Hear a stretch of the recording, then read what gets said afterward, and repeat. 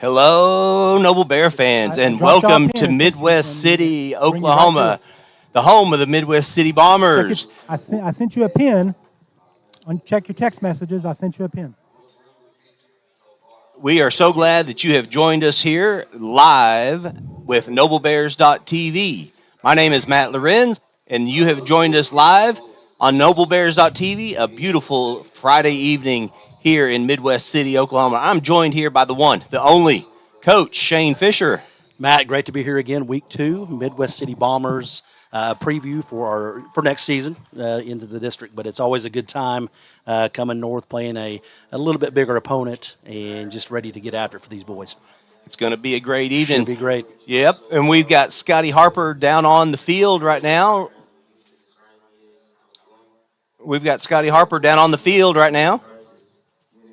Hey Matt. Hey Shane. Another beautiful night for football this evening at Darnell Field in Midwest City. Really impressive complex they've got here, the Bombers, and obviously I'm looking at the press box and 5 state championships going back to 1960. So good tradition of football here in Midwest City. Looking forward to another tough battle this evening between the Bears and the Bombers. Absolutely, and the Bear fans are trailing in. It's a little bit of a drive. You don't think it's very far away, but you got to come up to Tinker Air Force Base, turn right, and kind of come into town a little bit, go through some housing districts, but you're here, and like I said, the Noble Bear fans are filing in as we speak right now. Yeah, real quick, it looks like the wind, it was a little windy today, but it's starting to settle down, so that should help offensively. But yeah, it looks like they do not throw it as much, but it looks like for our offense, spreading it out, throw it all over the place, should be good here. Yeah, definitely, and I guess the wind would be blowing from the east to the west, so at least the way the flags are flying right now. So that's right. kind of a weird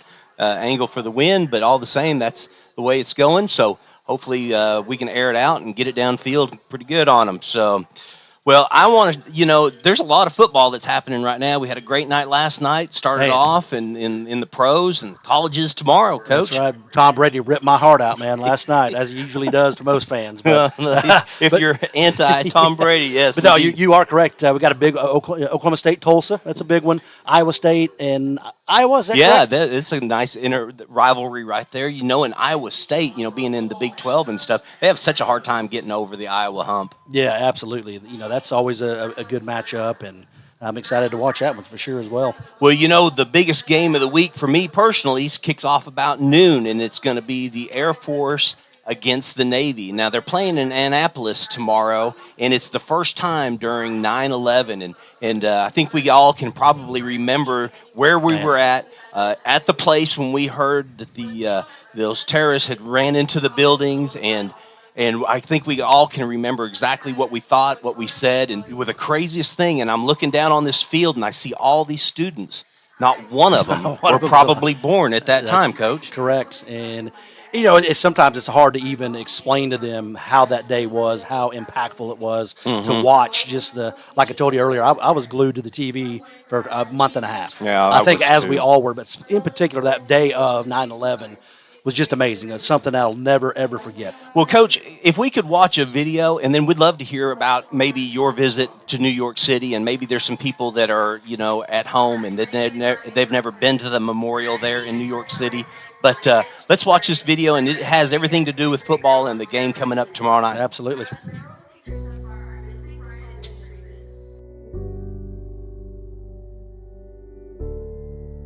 It's going to be a very emotional game because I know what we're playing for, and you can see the pain on people's face that were service members that have seen people pass away. And not only that, but family members who lost family in 9/11. So you understand what it means.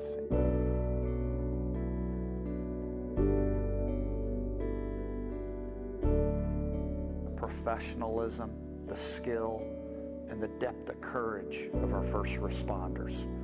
And the degree of difficulty that they have in their jobs, but the way they stepped right to the forefront 20 years ago, I mean, that's in your heart too.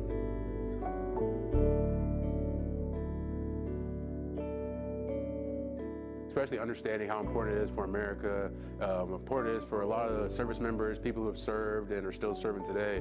We know it's going to be definitely a very important day for them. So we know that we have to come, we have to put on a show, and we have to just have fun with it and understand how important that day is.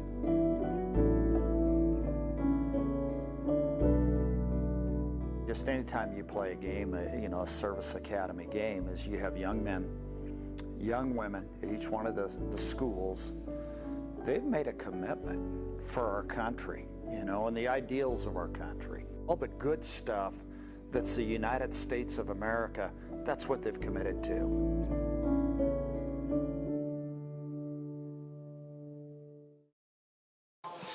Wow, that's a fantastic video. Matt sent that to me yesterday, and just kind of reliving some of the things that, like I said, I've had the ability to go to the memorial.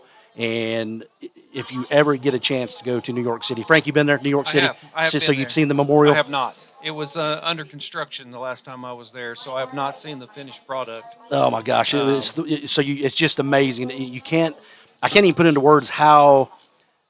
Just imagining how big those buildings were, and then being there on that day, and them coming down it's unbelievable to me to even think. But it's such a great memorial. They did it perfect. I mean, it's fantastic. So it feels like it wasn't 20 years ago. I remember very clearly. I was sitting in my office at Noble High School as a principal. Okay. And one of my secretaries said, "Mr. Solomon, you got to turn on the TV. One of the towers just got hit." I was thinking a tower around here. I wasn't thinking one of the twin towers. And it was in midweek, and it was in the football season, and we had to pause everything that year to know how to respond. Yeah. Our country was truly under attack, and nothing really mattered at that point.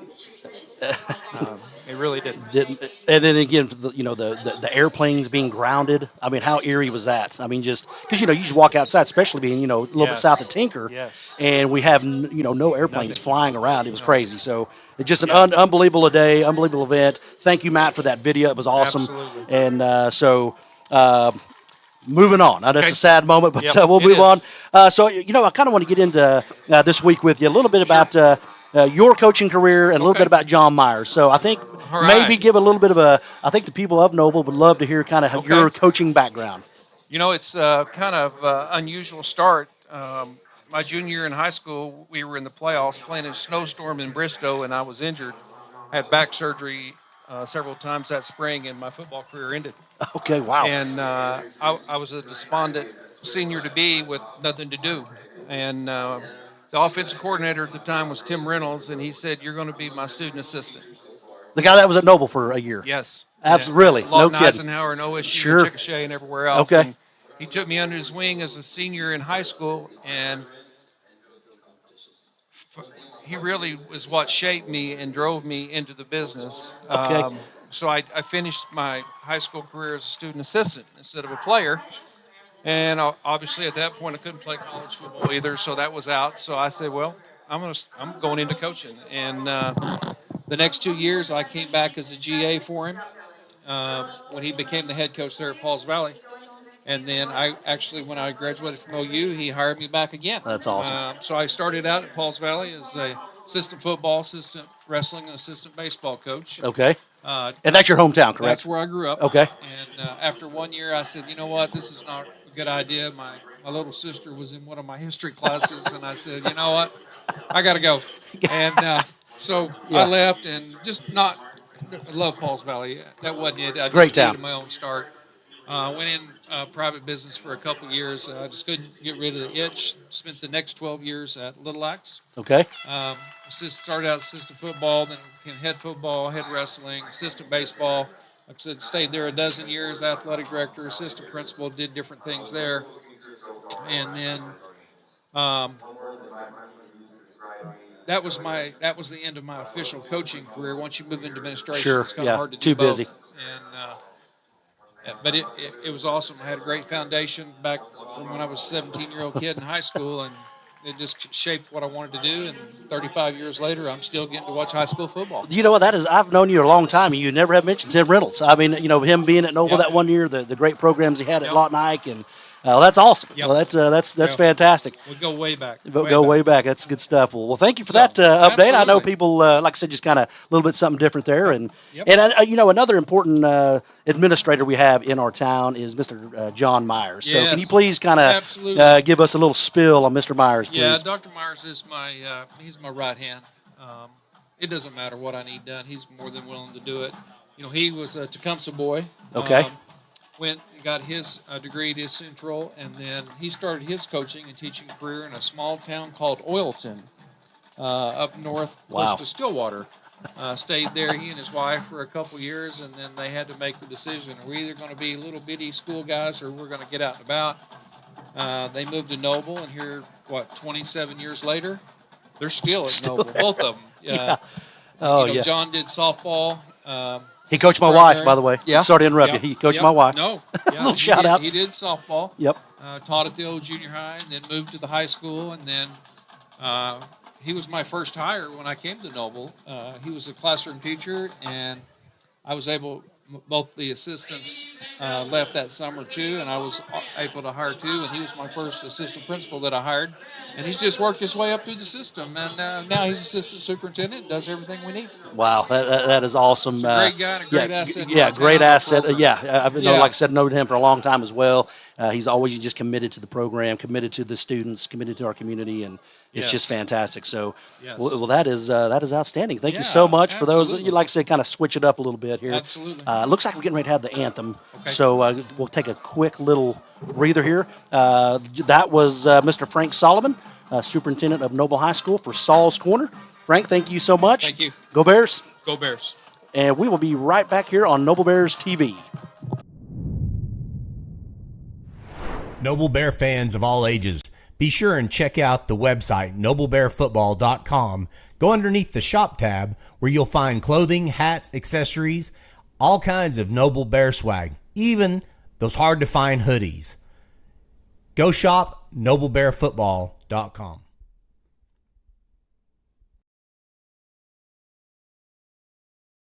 Support your school's booster club and get your business in front of thousands of potential customers. Talk about a win-win. Advertising packages start on this streaming station for less than $10 a game. Call 405-726-0835 or email adam@squirtle.com right now for more information.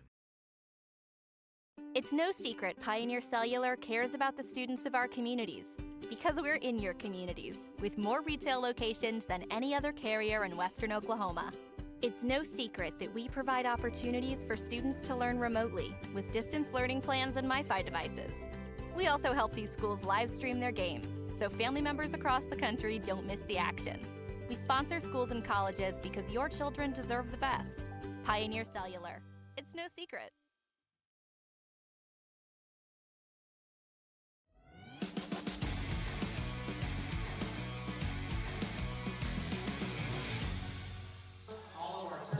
Hello, Noble Bear fans. We are back here at Midwest City. Midwest City Bombers. They're taking on your hometown Noble Bears. We have got a wonderful evening planned, and we're about to do and represent the United States. And yep. Yeah, good. There we go. Here we Yep. go. Let's stand for the pledge.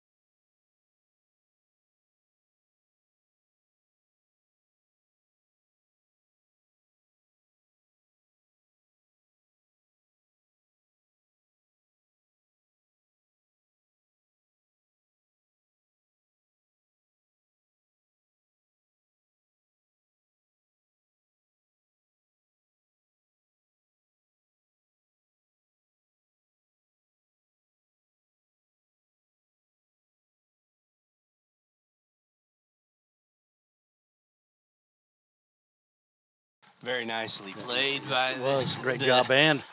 Bomber Band, national anthem. And, being in this town, it's a military town.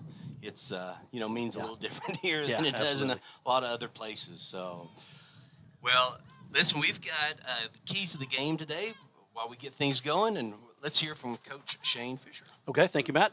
All right, so keys to this week. Once again, I was kind of thinking about this throughout the week. I think as Coach George mentioned this last week in the post game, continue to build depth.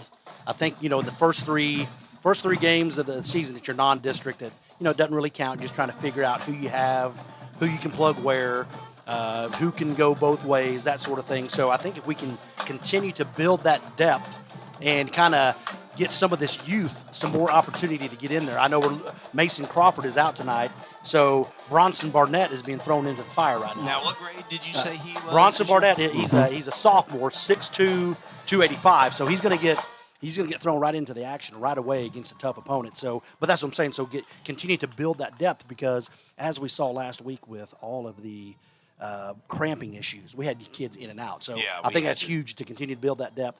And then I think secondly is just stay within ourselves. Don't try to do too much. Just know your assignment. Follow your man. Don't try to do something that you can't. Right. Right. Because you're going to be facing a really good athlete. They have from top to bottom.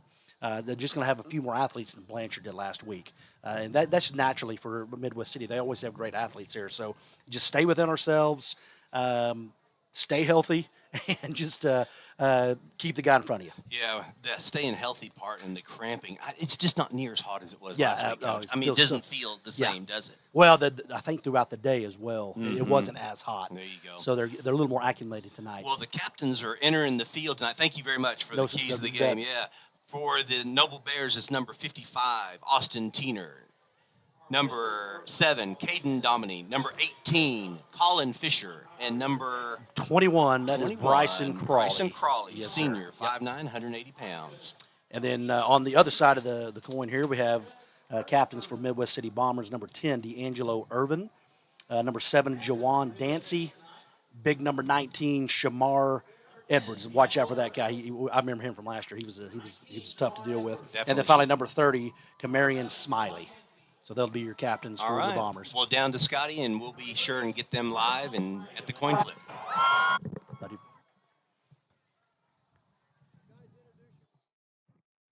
Shake hands if you want. You don't have to.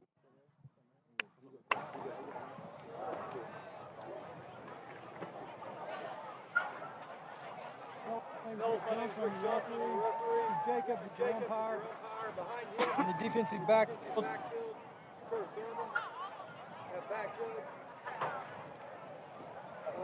Starting out over on the visiting side will be Stephen Embry, and on the home side will be Mark Richard. They'll switch it out. Noble with the visitors. You're going to get the call this. What's ahead?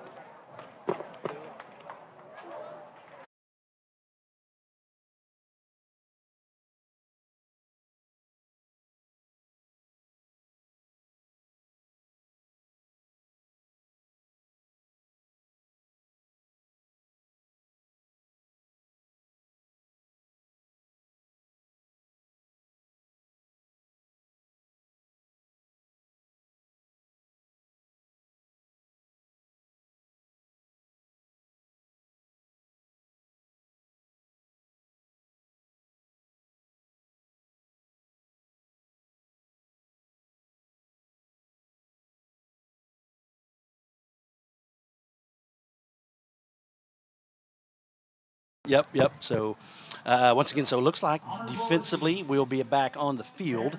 And from what I was told throughout the week, they've kind of gone to an option offense, not much throwing.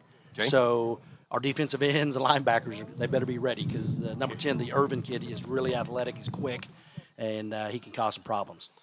Here they come. Well, this is the best time of year. I love it whenever the coin toss happens and they go to their separate benches and then they come out Yeah. through the cheer squad, and it's the best part of the game right here. Yes, it is. Yeah. Not a bad crowd for Noble tonight. A lot of people maybe stay at home, watch it here, which is fine. But have a decent crowd. Hopefully they'll be loud for us. That's right. Well, last week we had over 5,000 people, or let me back up, 5,500 IP addresses. Wow. And so there were several pictures that were sent to me where people were watching it, 3 and 4 people sitting around the television. So it's pretty amazing how, That's awesome. how fast this has caught fire. Noble loves their, they just love their football. I mean, they just do. Yeah. They support it in so many ways, Here come the Bombers. And like I said, Matt, they're going to have a lot of depth at each position. They're obviously a very history in this program, and they got a lot of, like I said, 5 state championships. A lot of good athletes come through here. And I know the last time, we mentioned this last year, but the last time a team from the West won the large division state championship was the 1996 Midwest City Bombers. Midwest City Bombers. Yep. Oh. Yeah, but it's been a west or an east side school ever since then. Ever since that day, huh? I'll be darned. Well, we definitely need to try to get it this direction. Yeah, absolutely. Sometime soon. But now they're moving down. That's the craziest part about it. I know we haven't talked about that yet, but I think I hear that next year they're coming to our district in Class 5A. That's what I hear. I talked to Coach George about that. Them and Elgin will be moving into our district. We're going to lose Capitol Hill and Southeast. So again, just a district that's already tough in 5A1 just gets even more mighty now that the Bombers are coming in. But hey, you know what? We'd rather have these kind of games, right? We'd rather have these games all day long, kind of see what we're made of, and this is how you get better. It is indeed how you do get better, but it's crazy when you pull through Midwest City town and you're thinking to yourself, this is the same town, this is the same place as Noble, Oklahoma. That's just unbelievable.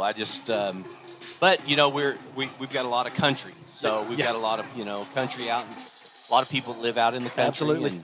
Hey, Matt, Shane. Yes, sir. Yeah. Hey, I got your officials for this evening's game. Okay. Before they kick off, the referee is Rick Johnson. The umpire is Richard Jacobs. The linesman is Mark Richard. The line judge is Stephen Embry. And the back judge is Kurt Thurman. Kurt Thurman. Thank you, Scotty. Very good. We'll have to keep an my on Kurt Thurman. Now, again, Matt, here we go. This, again, the kickoff coverage is critical as well. That's almost my third key of the game. We have to be able to tackle well here, keep these guys from taking it to the house. Well, a huge play. In doing so, you just almost want to kick it at that, that pooch kick. That's that, right. Noble's been good at over the years, but let's see what happens. Got to get down the field quickly. I like the idea of a squib kick, guys. Yeah, just kind of bounce it off their chest, Yep. maybe. Okay. Kicks it to the up man. He looks to run to the outside, breaks one right across, breaks a tackle. Number 6 breaks a tackle and tackled by number 19 for the Noble Bears, Adrian Villanueva. He's tackled at about the 47-yard line, looks like. Okay, number 6, Artez Young for the Bombers. Once again, about a 20-yard return there and missed a few tackles. So, again, we're going to have to be able to kind of clean that up as we move forward here. That was a pretty big hole out there, Scotty. What did you think? What's that, guys? I said that was a pretty big hole that he opened up. And yeah, we had him. We had him wrapped up at the 35, guys, and he just slipped away. Yeah, he's one of their athletic kids they're going to have all night. Number 6, Artez Young. Remember that name? He's a very athletic kid. So D'Angelo Irvin, 1,800 yards last year in passing, 15 touchdowns. Ran for about 465 and ran for one of those touchdowns last year. So he had a very productive offense last year. They were 8-3, Coach, at the season at end last year. And I tell you, I think this is his third year starting. I think he started as a freshman at a 6A2 program. So that just kind of shows you how good of an athlete he is. That's right. D'Angelo Irvin is a junior. He's 5'9", 160 pounds. He looks to hand off the ball, and he gives a pitch to the outside edge. Number 3, Trevor Wardrow's after him, tracks him down, and tackles him right at the 49-yard line. Okay, very good. That's a little option there to number 14 for the Bombers. That's William Broyles. And nice job by Trevor Wardrow running him down and keeping him from – because, man, if he doesn't make that tackle, there's nothing but real estate. Nothing but real estate. So, nice tackle. Yeah, there's nobody down this sideline, guys. Well, that was a perfectly planned play by the safety, Trevor Wardrow, number 3. I think we're going to see a lot of this option, guys. This is going to be you kind of misdirection, fake gives, and then let the quarterback take it and go. So looks like we have a flag down. False start. Who did you see that on, Scotty? I was on Midwest City. I think they're left guard. Okay. Left guard. Okay, very good. Well, that'll help. That's one way to keep them from taking it to the house. But again, as you can see, there's going to be a back in motion almost every play, and just kind of that misdirection, and it's just tough to deal with because your linebackers have to stay home, defensive ends have to know their assignments, stay home as well. Don't want to fly upfield and create a gap there. You better hurry, Looks like there's just a few No, there's 25 seconds left on the play clock. Whistle blows. Defensive starters, Trevor Wardrop is your free safety. We had already called his name. Linebacker number 9, Dre Hill. D'Angelo Irvin looks to throw to the outside. Throws it, catches it. Number 23 on the outside. It's hit a couple of times, then wrapped up and finally tackled by Domini and by number 43 for the Noble Bears. Colton Hester. Yeah, Colton he's Hester. on the man. I tell you what, Logan Kirby's going to have to wrap up there. We initially had him, and if he goes down and gets him at the legs, we bring him down immediately. So we can't push up top. We're going to have to go get him low on these strong-legged kids up here. Well, again, that was Logan Kirby, and then outside linebacker Robert Kerr. Max Savageos on the defensive end. Adrian Villanueva is the strong safety in the back. Caden Domini, I mentioned his name. Looks like he's thrown over to Brandon Harper's side. And number 1, Brandon Harper makes a tackle along with Looks like it was number Bryson 21, Crawley. Bryson Yeah, Crawley is very right at the good. bottom of that pile. That brings up a first down, though, for the Midwest City Bombers. You know, it's kind of a different look here. You were anticipating a lot of run, a lot of option, and, Here they come 3 of the passing. first 4 plays are passes. That's So, right. But again, Luke Conley's our defensive end, and Tavian Gibbons is the nose guard, and then Colton Hester is the linebacker. Yeah, Colton Hester, he had a nice game last week. So let's see if we can just we got to get a stop. Here comes Irvin the looks to option. pitch to the right. Oh, we got a ball. Ball's on the ground. Noble Bears are after him. There we go. Okay. And he's there getting just kind of, tackled. pulled him down there on that first down play. So, again, that's too much there. The ball, they kind of had a busted play, but he was still able to get 6 yards off of a busted play. If that ball is down, we got to go attack and wrap up and get those kids down to the turf. The helmet that came off was Jackson Stewart. When the helmet comes off, you got to come out of the game. It looks And he's like replaced by I think it was Colton Hester back in there in the middle right Okay. here. So Irvin looks to the left. He's under a lot of pressure. It's wrapped up and missed. He looks downfield. He's throwing it to the back pylon, and it's caught by number 9 in the back of the pylon. Number 9 is Alan Woodbury. It was a good pass, good catch. That would be the Midwest City Bombers 6. Noble 9. Man, I tell you what, Tavian Gibbons had a nice push up the middle, just about had the sack on D'Angelo Irving there, but he was able to slide off of Tavian, roll to his right, and he found a streaking Woodbury right into the end zone. So, again, Matt, these guys are, you can almost, if a play is busted, they can turn it into a backyard football play and just go make an athletic play on us. So, again, you got to stay with your man and just do not give up until that whistle is blown. Yes, sir. Well, that brings it 7-0. Hey, Shane, Matt. Yes, sir. Yeah, guys, I think you mentioned it, Shane. We got to wrap up. Yeah. You got to wrap up and get the guy on the ground. Yeah. Do whatever it takes. Hold him up. You can't let him get extra yards after he makes the catch. Yeah. Well, there was So- a little hip shake that he gave Tavian, and down to the ground Tavian went, and Irvin just kept on rolling. Yep. That's how he picked up 453 yards last year rushing the ball. And he can definitely slip out and make plays happen downfield. Well, last week they played Carl Albert and they beat them 14-9. So just kind of, again, I know Carl Albert is down a little bit. They lost a lot of kids, but, Carl Albert reloads, man. They usually don't rebuild. They reload. And to get a win against obviously A rival a and rival a powerhouse. and a powerhouse. They've been the kings of 5A for the last 5 years, so that's pretty impressive. Yeah, and they've kind of owned this between the two of them, too. Carl Albert Oh, has absolutely. really owned, the battle between these two teams. Del City, Midwest City, and Carl Albert always Yeah. play each other, every year, and it just seems like Carl Albert has got the best of all of them. Man. So, and they're all right here next to each Yeah. other, too. Could so. you imagine if they had one high school up here? Oh, wouldn't that and be you had all something? those That would kids be- playing. I mean, they'd be tough. Yeah, it'd be tough to take that goal ball away from the east side. I mean, Okay. the west side of the Who we state. got kicking here? Yeah. It looks like it's that number 20. Oh, boy. Looks like it goes to Trevor Wardrop. He gets the ball at the 20. There's a wide open hole on the outside here, and he cuts back over on the right. He's down at about the 35-yard line. Okay, very good. Just a little squib kick to Trevor and moved to his right, and they brought him down about the 35-yard line. So that is, always good field position right there for the Bears on this first possession. Well, the offensive starters Yep. that That's will right here. be Offensive coming out starters. here. Here we go. So we're going to have number 3, Trevor Wardrop. He's out wide. Brandon Harper's in the slot. Caden Domney will be the other. He'll be up closest to us. Luke Conley's in the other slot. Tavian Givens is our tailback.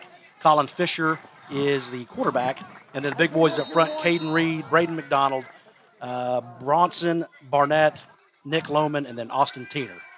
So, okay, a little Colin swing pass. Fisher, yeah, a little swing pass on the outside, hit Brandon Harper right over the top of the one, picked up about 6 yards. And I think that's going to be a key for us also on the offensive side is to quick snap, get the ball out of the hand quickly, quick sharp routes, and just methodically move that ball down the field here. Colin Fisher looks to his left, claps one time. And I stand corrected. It's Colin Thomas is our tailback right here. Colin Thomas looks to get the ball, doesn't receive it. The ball's thrown a little high for number 1, right over the top. Yep.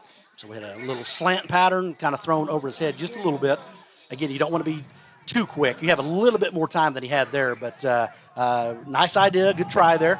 We'll come back to that for sure later in this game. Sure enough, and that brings up 3rd and 5. Ball sitting right at the 40-yard line.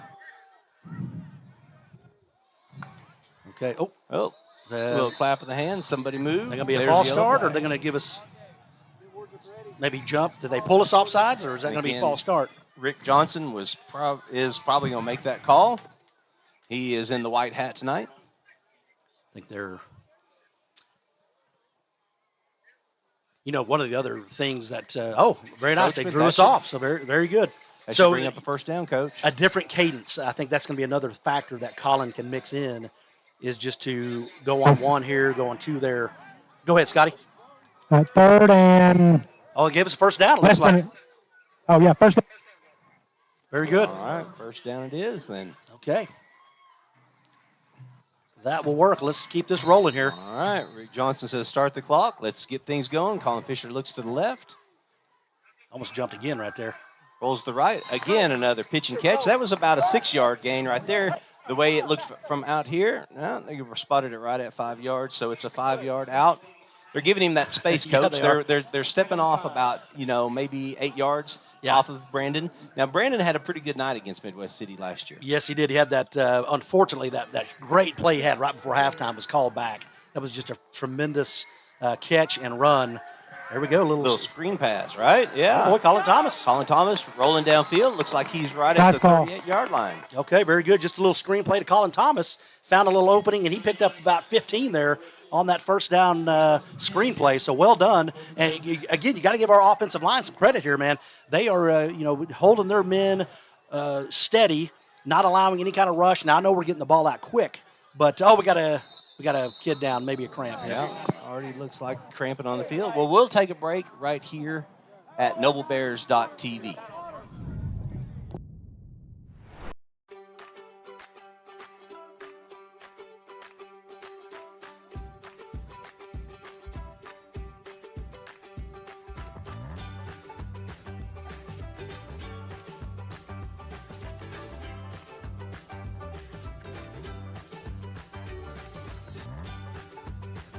Stream with Oklahoma's #1 high school streaming service, Squirtle.tv.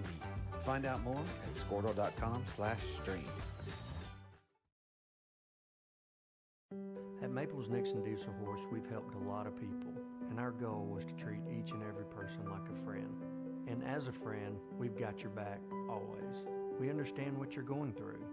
Being lawyers is what we do, but it's not all that we are. We care. We'll stand beside you throughout the entire legal process, not just as lawyers, but as your friends.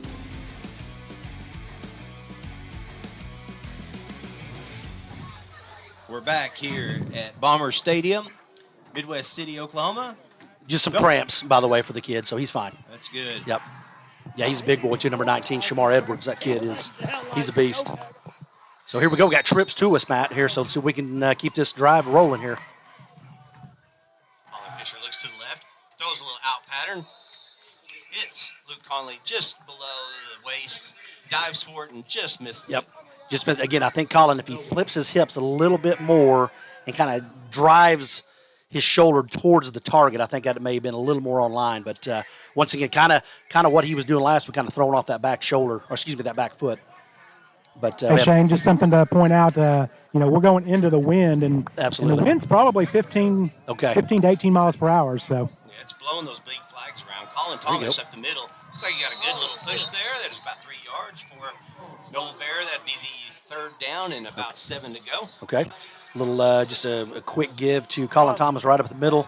Had a hole initially, then it closed out pretty quick with the Bomber linebackers closing in on him and bringing him down. So nice pickup.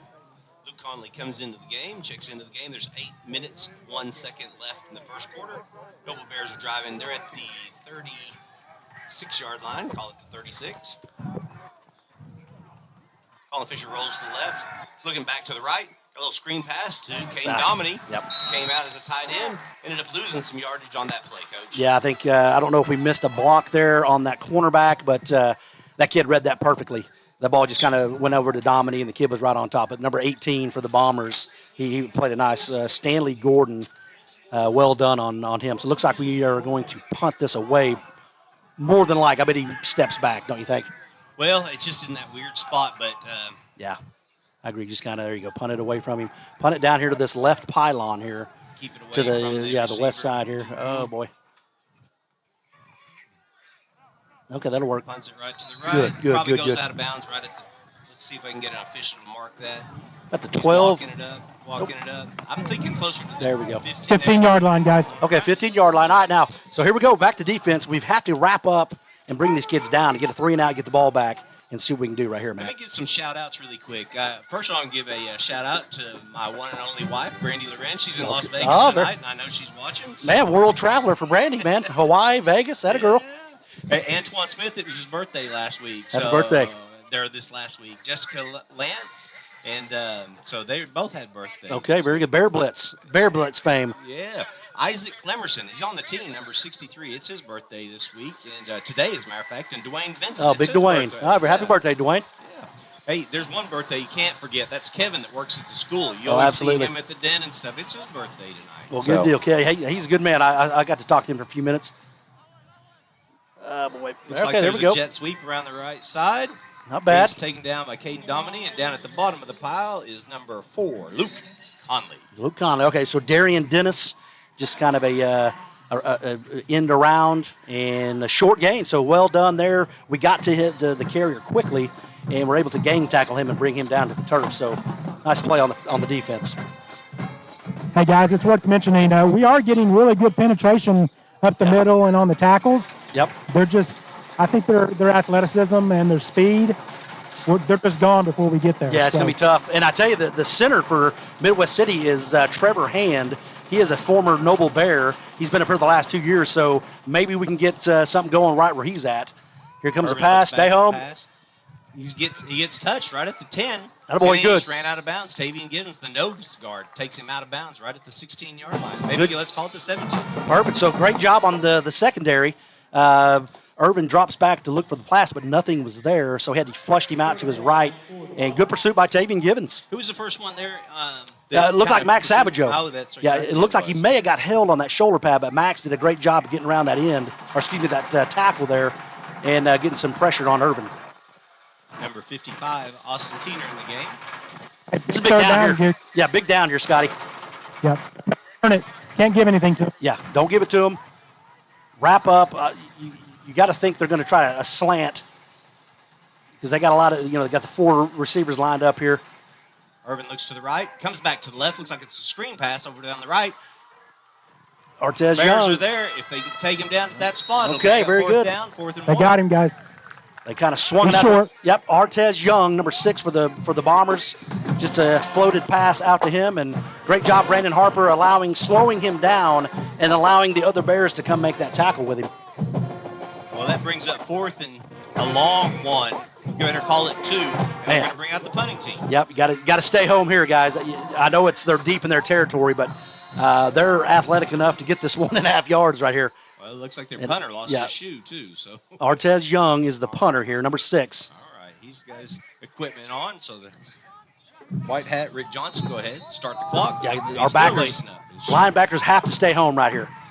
Don't look at anything else. Just stay home. Oh, he does want to Fake. fake it. Oh, he made a move on the outside and steps all the way up to the 40-yard line. It was a one-on-one move against our linebacker, and he just... I think the kid panicked a little bit. I do not think that was a called fake. I think the kid, he got the ball, and then he kind of panicked, and he knew he could get that first down. So, and then he picked up a big chunk of that too. So that's just a tough play, man. Just an athlete trying to push him out and bring him down. That's tough. That brings up 1st and 10 Bombers ball. They are at the 36-yard line. It was a pickup of about 20 yards. Man, so that's a tough break for the Bears there. Again, it's why it's so important to stay home, know your assignments, and don't just fly upfield and just leave a gap right there. Yeah, it's just Irvin 30. hands off to number 30 for the Bombers and rushes upfield for another Bomber first down. That was Smiley. Okay. Kamarian Smiley, senior running back, 5'6", 160 pounds. Yeah, he just found a hole right on the right side of the line, and he found his way across midfield into Bear territory here. So when you think you've stopped them and you've got them on 4th down and they're supposed to punt, and then on top of it they turn around and they get that first down, it kind of just almost breaks your spirits a little bit. And the next play they rush up for another 20 And this is kind of what I was saying earlier. The keys to the game: just kind of stay within yourself. You don't have to do anything special. Don't try to do more than you can. I mean, just work on what you worked on all week. Trust your coaches here, and just stay within yourself, man. Because otherwise, it's just going to get out of hand quick. Officials stop the clock. I don't know what we have here. Maybe is it equipment, maybe, or something's going on? Maybe some blood. So he's visiting with them. Let's give another shout out or two. So David Harrison, I know you're listening right now. You actually logged in on Facebook this week and became a new friend. And then Paula Ladd. You know who Paula is? Absolutely. Happy birthday, Paula. Yeah, she's a neighbor of mine and great neighbors, her and Ted. So I hope she has a great birthday. Well, I know that they logged in. As Piedmont. Losing it. Say again, Scotty. Right now, in the first quarter. Okay, yeah, you broke up, man. Sorry, couldn't. It's just about the score of Piedmont in the first quarter. So they had a chance to play. You remember the first week they didn't get a chance to play. They were supposed to play El Reno. Pitch it outside. Ball. Okay, there we go. It's recovered by the Bombers, and number 19, Villanueva, was right there for the Noble Bears. Okay, good. Again, just an option towards the Bomber sideline. Quick pitch got away from number 30, Kamarian Smiley,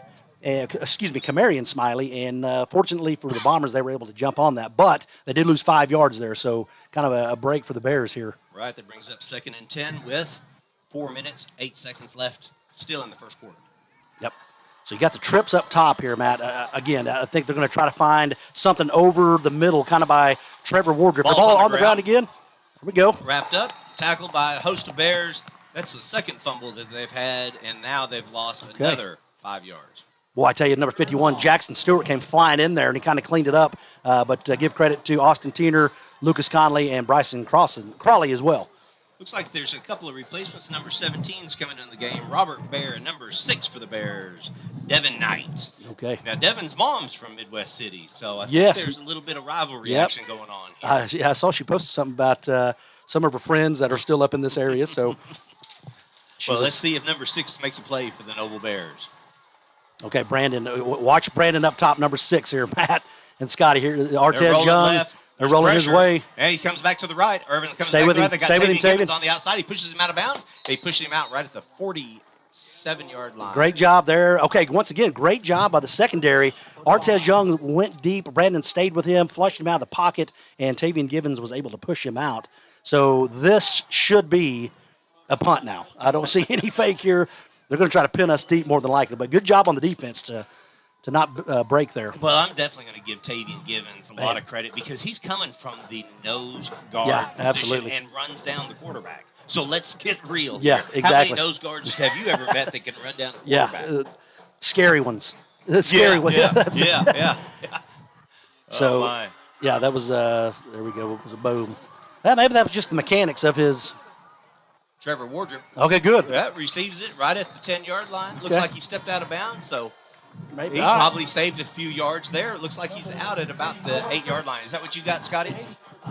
Yeah, very good. Hang on, guys. Yeah, good yes, job. 8-yard line. 8-yard line. Okay. Hey, because that ball could have bounced to the 1 maybe. So that was a great job by Trevor Wardrop there of fielding that punt. I was watching Young there on that punt. Maybe that's just his mechanics. I don't know if you heard me say that. But maybe he kind of rolls to his right, slow plays it a little bit, and just kicks it away. A lot of times you'll see those punters, what they call it, an Australian kicker. They run to the right, and then they go to kick. But it's just like it gives you another threat of, hey, I'm gonna fake it again on you if you don't cover this up.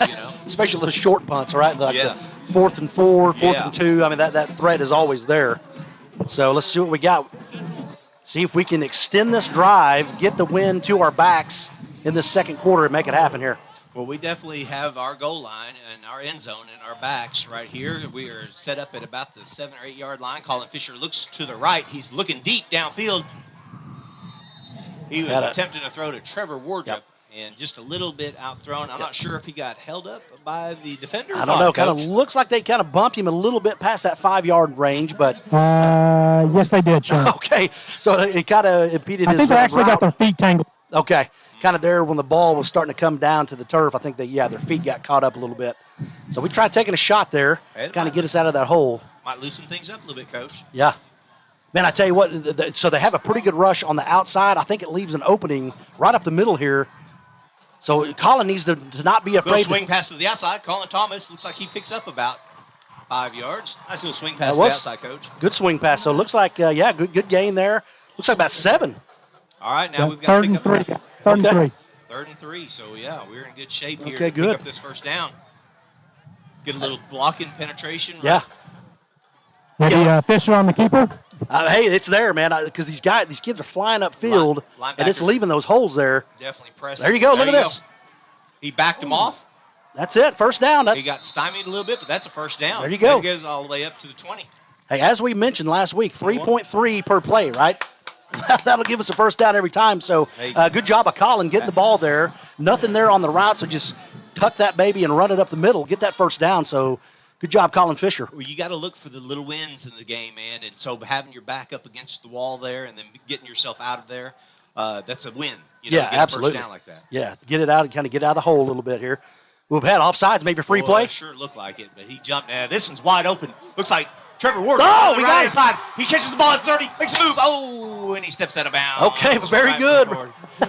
But had him beat by about 5 yards there, Coach, and the throw was right on the money. So that would have been a 50-yard pass. Wow, great job there by Colin Fisher, rolling to his right, finding the man, and Trevor getting open, and then just throws a dime right in there. So tremendous job, Colin Fisher. Great catch. Trevor tried to put the brakes on, let the kid run by him, and then but he stepped out. But still a tremendous play. Gotta love a 52-yard pass. Yeah, absolutely. That was, man, so this is huge here, Matt and Scotty. If we can just continue this drive, chew up some of this clock, and let's punch this thing in. Looks like there's first down, Bears, right at the 28-yard line.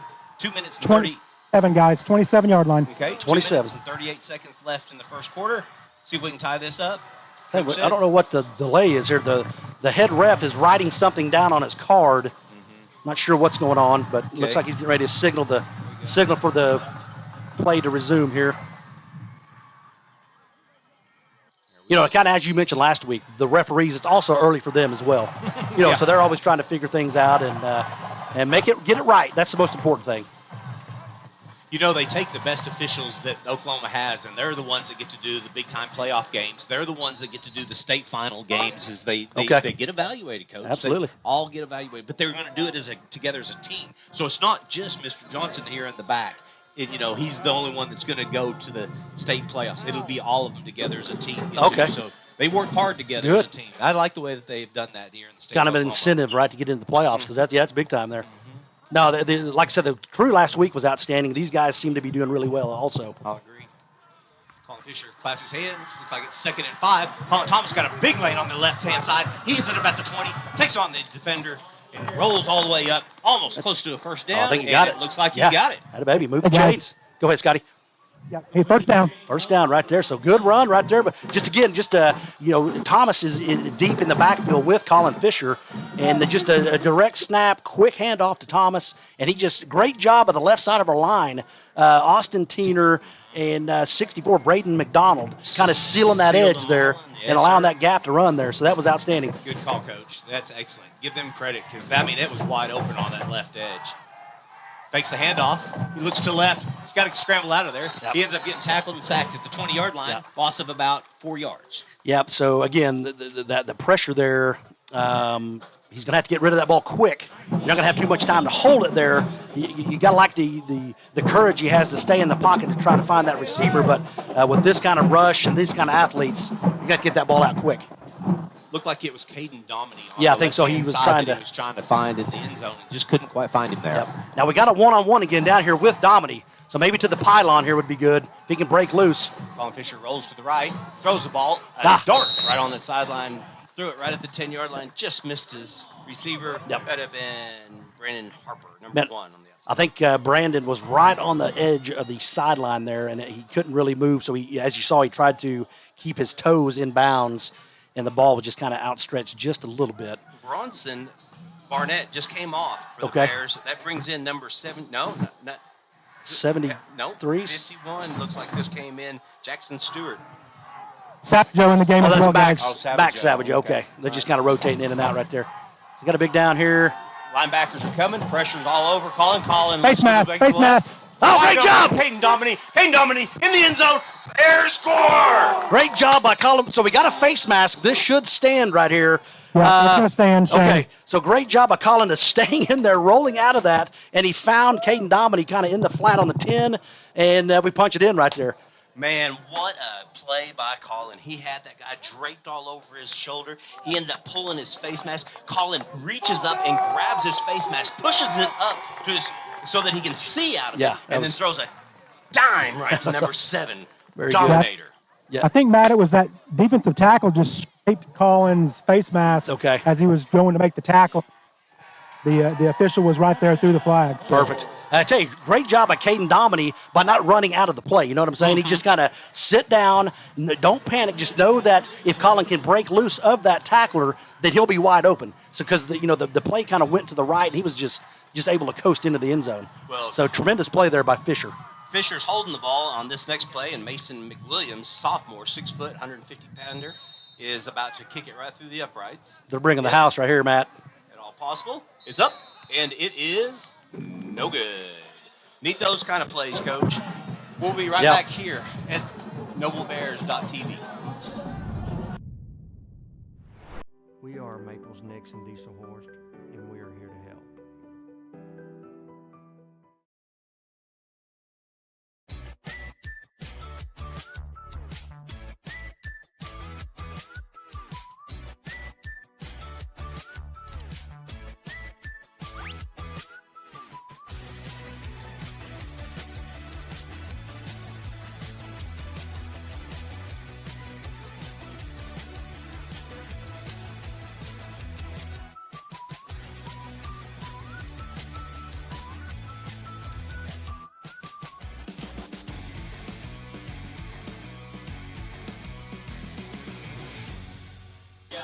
Okay, hey, Matt, real quick, the Crimson Electric scoring recap. It's a big one, too. 92 yards, 11 plays, and was capped off from a Colin Fisher pass to Caden Dominy, 14-yard touchdown. So nice. Crimson Electric recap of the game. And they're going to enforce this penalty on the kickoff. Is that correct? That makes sense. There you go. Yeah. That's right. I absolutely didn't think about that. You know, the whole drive, though, was all set up by a long 52-yard throw to Trevor Wardrop over on the right-hand side. Yes. That got us all the way downfield from from our end zone. So. And again, also a nice little out route to Colin Thomas to kind of get us out of that hole as well. All right, Poochkiss, he does touch it, and it goes out of bounds, so that is a nice, safe return right there. No doubt. Save the penalty, too, right? Couldn't ask for it any better than that. And you know what? We still don't have a 13 yet. I know the kid plays soccer, and I apologize. We don't have his name on our roster. Maybe Scotty can find out number 13's name, and we'll write it down here. 13 for Midwest City, guys? No, for Bears. For the Bears, who Oh, just for the kicked Bears, off okay. kicked off the ball. We don't have him on the roster. I think it's Chance something. I can't remember his last name, but we'll get that here in just a minute. Okay, back out of here. So let's see what the Bombers have, if they can, respond to that nice long drive by the Noble Bears here. They were sitting on the sideline for a while. That was a 1 minute, 16 seconds left in the first quarter. Score 6-7. D'Angelo Irvin looks to pitch to the right. Good, He does. good. There you go, Upfield. Kirby. Got Noble Bears tracking him down, and it looks like they made a nice tackle on number 2 for the Bombers. His name is Jamarian Hamilton. Yeah, great job there by Logan Kirby. See, this time he broke down, didn't fly upfield. He stayed low, and he went for the legs. Kid comes right down on the turf. So nice tackle there by Logan Kirby. And man, we're getting some decent push up the middle, too. There's a little bit of confusion for the quarterback here for the Bombers. Well, for him to have to pitch it that far back, Coach, that he had some penetration. Yes. I mean, he was looking to pitch that ball as quick as he could because it was about, here he goes. He's holding on to the ball. There's 2, 3, there we go. Four defenders right there just wrapping him up. Way to go, Bears. Lucas Conley, number 4, is the initial tackler. He comes from the right defensive end position, rolls to his left, and was able to wrap him up. But we had 2 or 3 other kids pull in there as well. Yeah, Bryson Crawley definitely must be that Waffle House sleeve. Yeah, go ahead. The young man that kicked off for the Bears, Chase Weimer. Chase Reimer. Thank you, Scott. Weimer. W-I-E. Yes, okay, there we go. Thank you. Chase Weimer. There you go. Sorry about that. We did not have his name on the roster, but excellent kick for Chase, and that'll bring us first quarter. That'll bring us the first quarter. The score is 6-7. The Noble Bears have definitely responded the way that they should during senior night here at Midwest City, and we'll be right back here at noblebears.tv. Noble Bear fans of all ages, be sure and check out the website noblebearfootball.com. Go underneath the shop tab where you'll find clothing, hats, accessories, all kinds of Noble Bear swag, even those hard to find hoodies. Go shop noblebearfootball.com.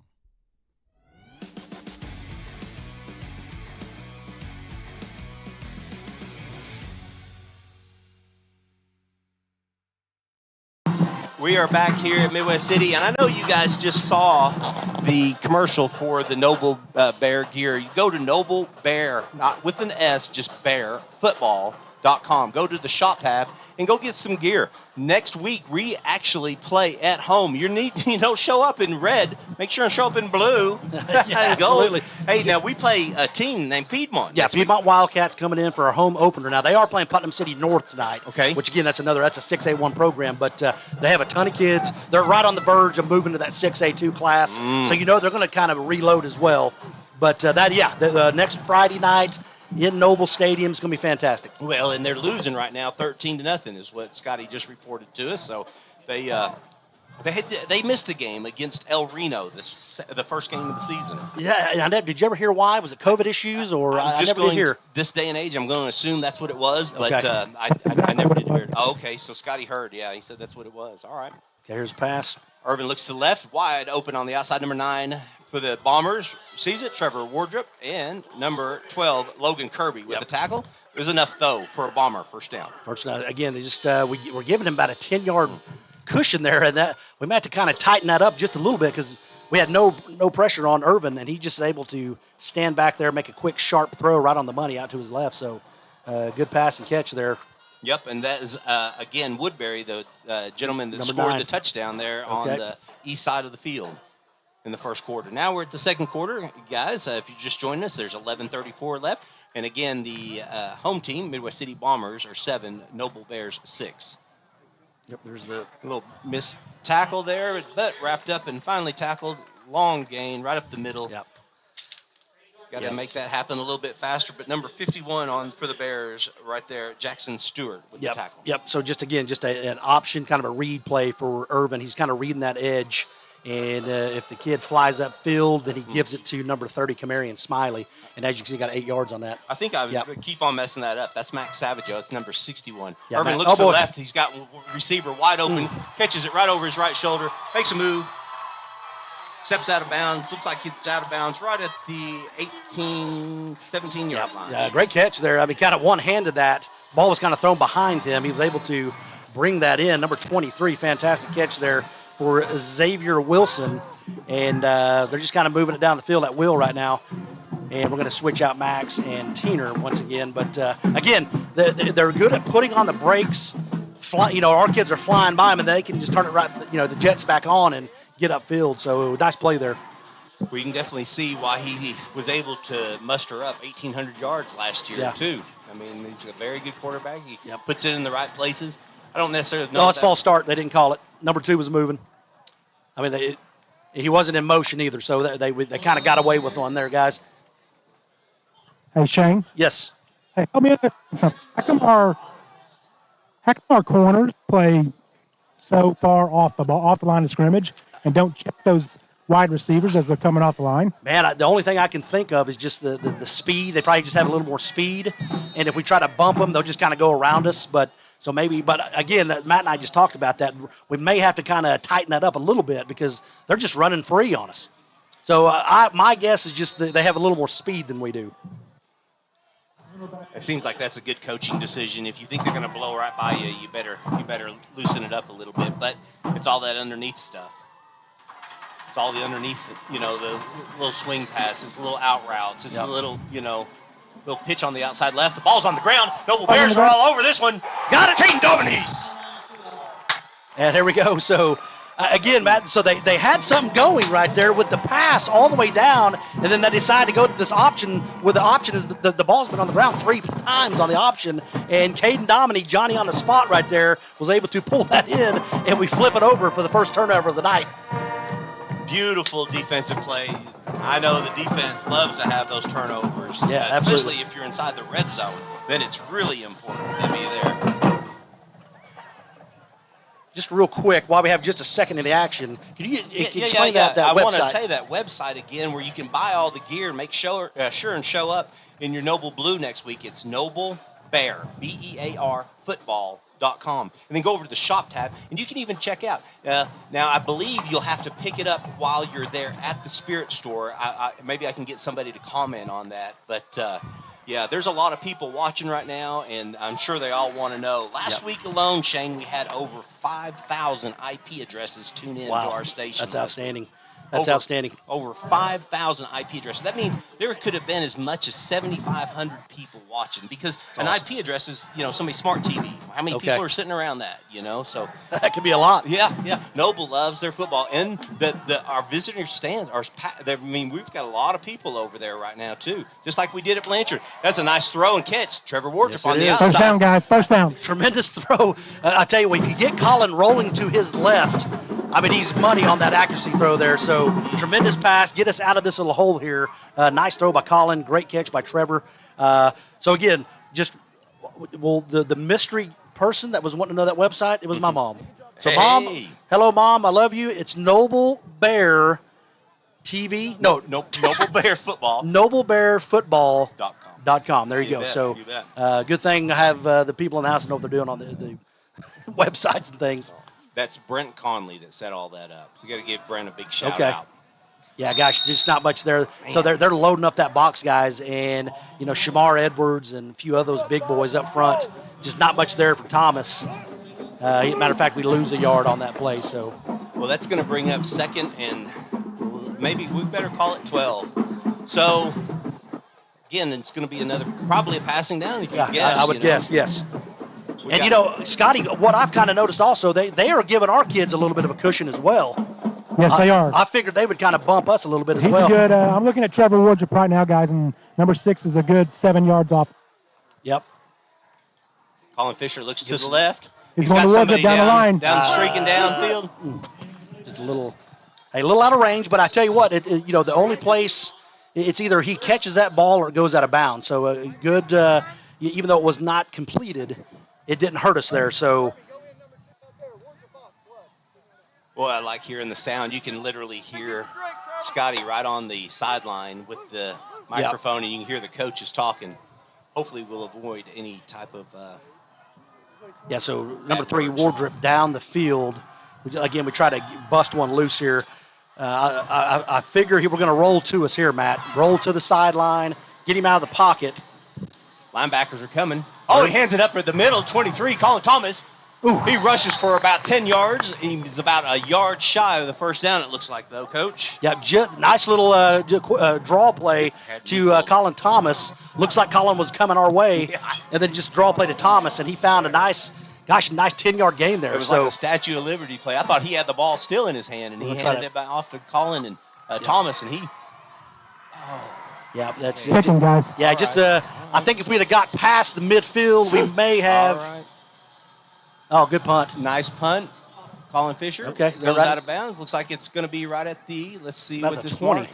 Looks like it's going to be, coming up about the 25. It went out of bounds, Coach. Okay, so now he's going to make his mark, 24-yard line. There you go. 24-yard line. Okay, good. So, again, we forced a fumble, kind of got them out of their rhythm a little bit, and we were able to kind of have a few first downs. But, hey, you got to give defense credit there for getting us out of that hole. And let's see what we can do right here. Yeah, 8 minutes, 3 seconds left in the second quarter in the first half. That is Noble Bear 6 and Midwest City Bombers 7. Okay. Man, those extra points were, they matter so much. Last night's game could have been determined off of a field goal. Please don't remind me of this game last night. I'm just saying. I'm just kidding. Boy, I got Zerlined last night. There's the quick give. There we go. Okay, just a quick give to, I believe that was Smiley, just right up the middle. Not a ton there, but he did get 5 yards. And once again, Matt, it looks like we're trying to push them up top rather than wrapping up. We have to wrap up here, guys. Well, we had a host of Bears there next to him the whole time while he had the ball, so maybe we can get him down quicker this next time.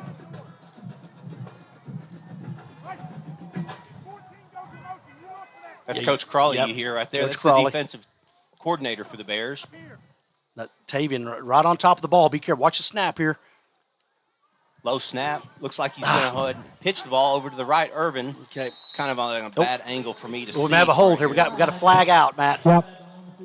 Did you see what That's it was? coming back. It was I okay. think it was a hole on number 61 or 17. Okay. I was just looking at number 17. That's Devin Sissons. Just came into the ball game, and I don't know if it's always that kid that comes into the ball game that always causes the penalty, and then they come out real quickly. So there you go. That's the reason why you were on the sideline. That's right. So 17 might be coming. Well, in high school though, they don't really announce who the player absolutely. is. They'll tell the coach now. But so they can coach them up, but they don't announce it over the loudspeaker of what the defender was or who was the person that's holding. Okay, guys. So again, it's been a run here. So again, watch a pass here. They're going to try to get a big chunk of this. Well, it's one of the things I just overheard just now on Scotty's microphone. He said, "Back up, back up." So I don't know what that meant or who he was talking to, but they got a tight formation. They got nobody on this split out at all. So they've got 2 slots right over the top. Ball's on the ground. Get it, Lucas. It's going way back, and the Bears pick it up. Got it. Oh no, they got it, guys. Yeah. Man, it slipped right through his hands. Just had it there. So, again, you don't know if the factor, the Trevor Hand being a Noble kid, their center, number 51 for the Bombers. Like I said, his dad is a coach here, Tommy Hand, great guy. But, he's the center. He knows a lot of these kids. So you kind of wonder if that's kind of playing into his psyche a little bit here. He's a great kid. Just kind of how that rivalry is sometimes but it's your old team, though, Yeah, so that was a huge – so another big play here. No penalties. Let's don't let him get a big chunk of this back. So there they Irvin go. looks to his left, throws across the middle. Okay. He misses his receiver. Number 14 is who he was throwing to, and that was William Broyles, number 14, junior wide receiver, defensive back, 5'8", 155. Just missed him. Just missed him, and once again, great job of the defense. They do have to punt this away. We should have good field position, and let's see if we can go get this lead back here, Matt. Man, they totally flipped that on us by kicking the ball and punting the ball down inside of our 10-yard line. Yeah, and now absolutely. Bears just flipped it all the way around on Yeah, no doubt, man. This is big. So, and again, the wind is actually, it looks like it may have shifted. It's kind of the ball's high snap. Yeah. Oh, this is Hunter, returnable. Oh, this is returnable if he can catch this one. Oh, get on that, Trevor. Oh. God. It's down to about the 25-yard line. Bears got lots of room to work with back here. You got to give credit to number 10, D'Angelo Irvin there. I mean, the snap was high, athletic move. The kid's a great baseball player as well, so he's able to go get that ball like he was robbing a home run ball, pulls it down and kicks it, a kind of a low liner, and punches it all the way down to our 25-yard line. So tremendous play by Irvin there. Oh, I'm telling you. Okay, that's how this game's going, back and forth here. So we got, 5:50 until halftime. And we do get the ball second half as well. That is right. So advantage Noble on that, Again, just nothing sloppy here. Just kind of keep doing what we've been doing. Quick out routes. Just methodically move that ball down the field. And then every now and then take a chunk at it and see what we can do for it. Looks like we've got down here at the bottom. Make sure he's set. Make sure he's set. Number 7, Caden Dominy. Hands the ball off at the middle, the same play that picked up about 8 or 9 yards a little bit ago, and looked like it picked up about 4 there. Ooh, I think they gave him, they only gave him 1 there. I thought he was out further than that as well. The kid just kind of slung him down. Slung him backwards a little bit, and man, Thomas, that hole looked like it initially opened there, and it closed pretty quickly. Like I said, you got a lot of speed there at the linebacker spot, so it's just going to be tough to run on these guys. Nice. Get that first down. Out, and that's Trevor Wardrop. Looks like he picked up about 6 yards there. Looks like it's going to be about third and 1. Maybe call it a long one. Yeah, 3rd and long 1 here. Again, this would be huge if we can extend this and just pick up this first down. Yeah, we got to keep possession here, guys. Yeah, absolutely. Scotty, you like something in the middle here? Call it out. Yep. Thomas. There it is. Colin Thomas on the left-hand edge. Okay, very good. Picks up the first down and several more to go. Gosh, I just can't say enough how well the offensive line is playing right now, Matt. They are giving us an opportunity to pick up these short, 3rd and 2, 3rd and 4, 3rd and 5. They're doing a tremendous job of giving us some openings and allowing Thomas to get up the field for that first down. So great job, offensive line. Absolutely, and they're also keeping the Midwest City Bombers offense on the bench. Nice throw to the outside, 1 foot down, and that would be Brandon Harper for a first down. That's had a little sauce on that one right there, a little out route, moving to his right. First down, Bears. First down, Bears. Great job, Brandon Harper. Brandon does a great job of knowing where he's at, settling down right at the sideline, and making sure he doesn't step out. So tremendous play by Harper. Well, I'm going to let you guys know that Fisher kid throws a fastball 92 miles an hour. So if you go back and look at that throw that he threw to Brandon there on the out, that thing was coming. I mean, that was hauling. And then it hit him right on the 1, too. I'll tell you what, right there, number 26 for the Bombers, Dylan Seabach. Boy, he just unloaded there on Thomas. Thomas tried to cut that back to his left, and Seabach, big 6'3" senior for the Bombers, was able to pull him down immediately. Well, that brings in Dr. Dre, number 9. Dr. Dre. Dre Hill, senior, 5'8", 185. Colin Fisher looks to the left, gets a great block by Drew Hill. Oh, that's holding. There we go. It's also knocking down. We got flags all over the place right here. This is great job, Noble Bears, for play. This is the way that they do it right here.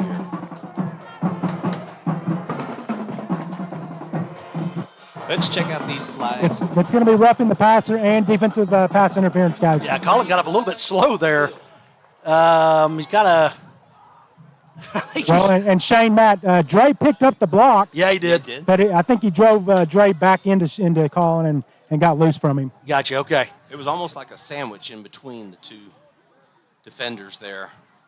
That was, that kid was all over Brandon Harper down there on about the 20-yard line. So even, again, if we don't have the roughing the passer, we're still going to have that first down, right, as you just mentioned. So he clotheslined him. Yeah, all he the way did, down to clotheslined 20. him. He said, no, you can't get past me. I'm just going to stick my arm out here and clothesline you. Come on. Man, is that the first time they tried to go deep to Brandon, Shane? I think it is. Yes, Absolutely. yes, Yep. yes. I think they're trying to set up that, those crossing pounders with Brandon and Trevor, and then trying to, the out route, and then boom, we try to go deep there. So once again, Kyle Davidson does a great job calling these plays and just giving us an opportunity to, move the ball down the field. Because these kids are very athletic. I mean, I've been very impressed with our team so far, guys. What do you think, Matt? Oh, absolutely.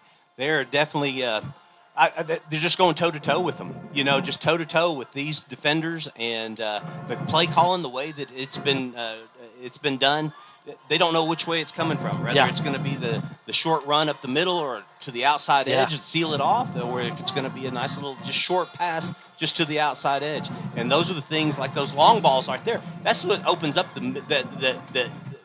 run up the middle and the edge running on the outside there. That's what opens it up, because now you've got cornerbacks that have to run with the receivers. They have to get out of there. You're right. That's a good call there. So looks like we're getting the call now. So see what we got here on the. See how far they march it down into our territory here. Again, our official for the night has done a great job so far, Rick Johnson. Looks like it's going to be pass interference against the defense, and it is. That's decline, it looks like. 31-yard line. 31-yard line. And okay. So it looks like we're taking the roughing the passer.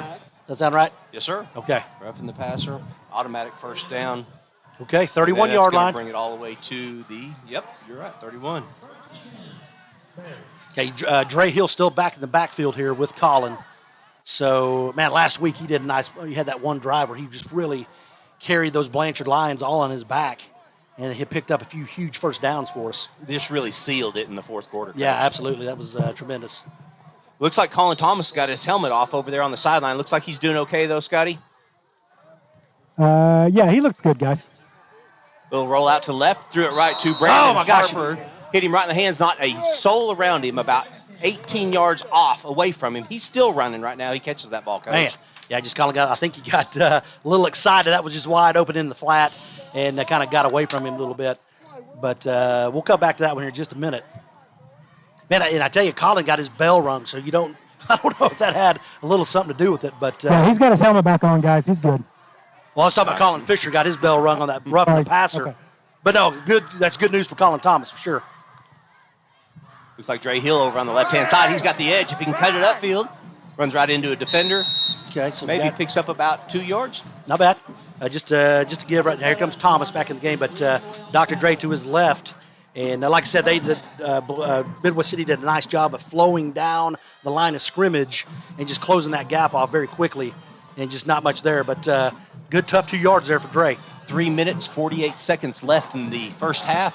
Noble Bears have controlled the clock absolutely. Screen pass, Colin Thomas catches the ball on a bobble. He got gets all the way down to the first down. I think he got up a juggling act there, Matt. Absolutely. I think, did they give it to us, or are we short, Scotty? Hang on, guys. First down. First down. There we go. Right there. All right. We are absolutely close to the red zone. Okay. We're about a yard off from the red zone. I think we need to hang on to the ball the rest of this half, guys. Absolutely. That would be tremendous. Leave their defense out on the field right here. And, let's punch us in. I would watch it. Go ahead. Guys, down low. Trevor Wardrop runs in motion, hands off to Colin Thomas. Boy Thomas on the left-hand side. Looks like he picks up about 4 yards right there. Okay, good play. So we had Wardrop was in motion, kind of a fake give to Trevor Wardrop, then a quick handoff to Colin Thomas, picked up 2 or 3. So not a bad first down play there for us. I like how they set this one up. If you, what I remember seeing is Colin Fisher will end up faking that again to Wardrop, spin around, and look out. Yep. You'll see it here in a second, maybe. Mastermind's at work over there on the sideline. Colin Fisher looks to roll to the right. Got a lot of defenders all over the kids downfield. There's nothing. He's down. Downfield. I think he's down, guys. Yeah, he was down. Ball popped out. Again, he tried to, the courage for Colin to stay in there, but sometimes just when you get out of that pocket, maybe the best play there just to throw it out of bounds, and that would give us a third down and about 8. But to have a little bit of loss there, but hey, we're still in good shape.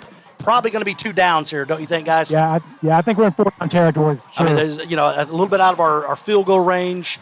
Might as well just get 2 shots at it, maybe get a penalty here. 2 minutes, 20 seconds, and the clock is ticking. The Midwest City Bombers have all their timeouts, as well as the Noble Bears do too. It looks like somebody got a timeout here. And we'll take it with them here at noblebears.tv.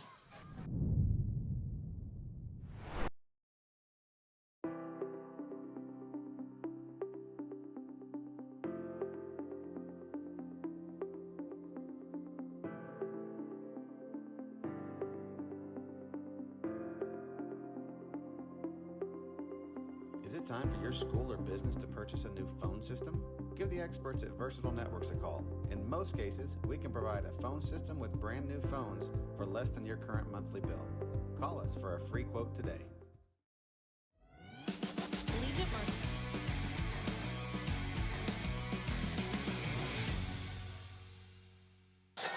We are back here in Midwest City. The Midwest City Bombers are ahead of the Noble Bears, 7-6, 2:14 left in the first half. Noble is driving, and we almost got inside the red zone, but then we got sacked at about, I don't know, maybe about a 4-yard loss there on the last play. That brings up third down and 14 to go. Okay. Goes in motion is Crawley, number 21. Colin Fisher looks to the left. There's a lot of penetration over on the left-hand side. Yeah, I think he came in unblocked, Coach. Yep, Dylan Seabold once again. That kid, did I get his name? Dylan Seabach, He was able to get in there. And, Matt Shane? Yes. Yep. Hey, do you take a delay of game penalty here? Let that clock wind down? Not a bad and then idea. Punt? And just let them go the distance. That's not a bad idea. That's a good call, Scotty. They might. Because it's 4th and Slaughterville, so. Yeah, absolutely. Or actually, don't we have a timeout left? We have a couple of timeouts. Oh, you're saying to give us the extra 5 for the punt? Just a little Correct. better. Okay, gotcha. Yeah. Yeah, that's not a bad idea. And just pin them as deep as possible. Sure. Then, that's probably a good call right there, Scotty. Looks like that's what they're going to do. Looks like that's exactly what they're doing.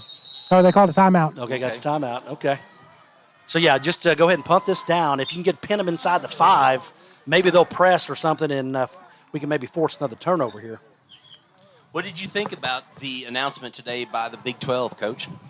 Well, it was exciting for, because the Big 12 has been around for a long, long time, 25 years. And, some of the teams that they're bringing in, I don't know how much of a football power it brings. But, the other sports, I think overall it's going to be good. BYU, Cincinnati, Houston, and UCF. I mean, obviously, UCF, they claim they won the national championship 2017. So, went undefeated. So just a lot of good athletes in Florida, obviously, and Houston's a huge market as well. I know Cincinnati plays tremendous basketball, and then obviously BYU won a national title back in '90. So 4 good schools, it's better than completely splitting up. I still kind of wish, or I was kind of a fan of maybe the Pac-12. Oh, right. So, but hey, it didn't happen, and they got something in place. I think they were kind of pressured to do something, and that's a lot of pressure on those administration up there at each school. Well, it was voted on unanimously that they would allow all 4 of those teams to come in, and then they're looking even maybe further to Boise State and another school. Is that all right? right, we're back to action here. Okay. Noble Bears. This is high school football in the Bomber Stadium. Colin Fisher looks to throw to the left. He's got somebody open. He's got him wide open in the end zone. Brandon Harper goes up, and it's knocked out of bounds by the defender for the Midwest City Bombers. Okay. So just kind of a jump ball there. I think they kind of read that. They kind of had I don't want to say a prevent, but those kids were off the ball pretty good ways. But, hey, all day long, I'll take our chances with Brandon Harper going up one-on-one with anyone. I mean, he's a pretty athletic kid. He's made a lot of those plays in his career there. Well, it's that old theory of that you say, bend, just don't break. Absolutely. We got 1 minute, 18 seconds left. The home team has 3 timeouts, so that's all day long for this Matt offense. Shane. Yes, sir. Yes, sir. Hey, our defense is playing really well, so. Yeah, yes, they have. I mean, I think we've had a nice mixture here. Some subbing in and out is kind of keeping our kids a little more fresh. And as Matt mentioned earlier in the game, it's just the humidity is not as hot as it was last week. So I think our legs are a little more fresh. And obviously, second week, about 4th week into camp here, so your legs are starting to get acclimated to the heat here. Well, you've seen that game time speed as well, so. Yeah, and you can't, as I mentioned that last night with Dak Prescott, you can't mimic that game time speed. And Irvin looks to run to the right. Good job. And he gets he just got pressured and pushed all the way out. That's Caden Dominy. Great job. So they tried to option to the sideline, and Caden Dominy just said, I'm not having any of it. He stayed home, and he flushed him out of the pocket, and they had a huge loss there. Oh, that was absolutely 7 yards back. So that Great job, Caden Dominy. Absolutely. yeah, that's that 4.5, 4.6 speed paying off, guys. There you go. That's why he's going to Southwestern State University That's right, next man. year. That's right, absolutely. Great kid, great family as well, and I've known him for a long time, so really proud of Caden. Looks like Luke Conley even splits out even further on the left-hand side. Look, they're giving us He's things. down. He knew that play was Here coming. comes Tavian, guys. Tavian Givens Yeah, all that's over out him. of The bounds. ball's Very good. thrown, and it's thrown out of bounds. It'll stop the clock with 1 minute and 5 seconds left in the first half. And you can kind of see our splits are widened out, so they're giving us the running lanes, and we're kind of spreading them out. So, I'm sorry, Scotty, go ahead. No, I was just going to say, defense, is licking their chops right now. Yeah. Right. Luke Conley, Tavian Givens, Max Savageau, Bryson Crawley. Those guys are all over this field right now. Yeah. They are, and you know what? I think it's a great game plan by Coach Crawley because when he's able to split Conley all the way out there, knowing that it's going to go to the left side. Yeah, get underneath 26 is what he's yelling right here. So we're kind of got a man in brings motion. Man in motion. Oh, it's over the middle. Oh, boy, he's going deep right here, Got guys. Stay somebody with it. Stay over with the it. motion. Stay with it. He's getting pressured. Tavian Givens coming up. They throw a little dump. Oh, nice. Yeah. That was number 19 on the outside. Adrian Villanueva with the tackle. Gosh, that's the Dylan Seabach, man. He's that defensive end that's made some really big plays. They have him as a tight end as well. And that kid is 4th and 1, guys. 4th and 1, yeah. Almost 2. 6'3", 240 for Dylan Seabach. So that kid is all there. Hey, I kind of like what we're seeing, just kind of letting this clock go down. With 3 timeouts. With 3 timeouts left. Maybe I don't think they want our offense to get. Well, and there's maybe a little confusion here, or maybe they're just trying to get to the halftime as well to regroup. So 9 seconds left on the play clock. Darryl Hall, the head coach, leaves 3 timeouts in his back pocket going into the first half. Don't jump. Play clock. Play clock. Okay, so delay a game. So yeah, I think guys, I think they're just trying to get it to the halftime as well here. But hey, they still got to punt it. They do. And you never know what could happen here. Mm-hmm. So you can hear Coach Crawley on the sideline. I love the sound that you're getting down there, Scotty, on the sideline. Coach Crawley's like, do not let them get outside. That's exactly what they're going to want to try to do. What's great, Shane, is that whenever we go on offense, he goes to the bench and he sits down and he catches his breath. Awesome. Just gotta, yeah, it loads up on water, man, no doubt. Well, that's outstanding, man. Well, he is going to punt this one off. Hey, Roll, get the hell out of the way. Whoa, we didn't want to hear that one. All right, Nick goes down to 20, and there's 3, 2. Oh, they're 0.8 seconds. So yeah, we're just going to down this and take it to the house. So, guys, I'm super impressed with our first half here tonight. It has been tremendous game plan. Great job of the defense. What do you like so far? I think the defense right now is the MVP. Absolutely. I think the outside edge and the way that we've been able to make them turn the ball over on their money play is the pitch plays, and it's just been great that we've been able to get them to turn the ball over. Man, no doubt. That's caused a little bit of disruption in the backfield. And, when that ball hit the turf, our kids just pounced on it. So great job first half for the Bears here this evening against a really good football team, Matt. I mean, these kids are, as we've been mentioning all night, very athletic. They pass the eye test. They can run. So, I mean, you got to love the effort right now from Noble. Just hold on to that ball, dude. Colin Fisher hands off to Dre Hill, number 9. Okay. He goes down, and we go to the first half. Again, the score is Noble Bears 6, and the home team, Midwest City Bombers 7. We'll take a break and be back here in just a couple of minutes here at NobleBears.tv. Allegiant Marketing Group produces inbound lead generation for our clients through integrated traditional and digital campaigns. We continuously develop new strategies, tactics, and productive efficiencies so you can reach your target market and get a measurable return on investment. This fast-paced world demands for your products and services to be presented at the moment your buyers need them. Targeted and innovative marketing creates your success. Call AMG today, your marketing partner. Hey, Scotty. Yeah. Dr. Dieselhorst works with athletes of all ages, taking a coordinated approach to accelerate return to play and maximize athletic performance. His work with pros in sports training, injury prevention, bracing, functional rehabilitation, and imaging works seamlessly with his medical and surgical expertise. Get started by going to Dieselhorst Sports and Orthopedics. Let Dr. Matt Dieselhorst get you back on the field, backing all Oklahoma athletes on the field and off.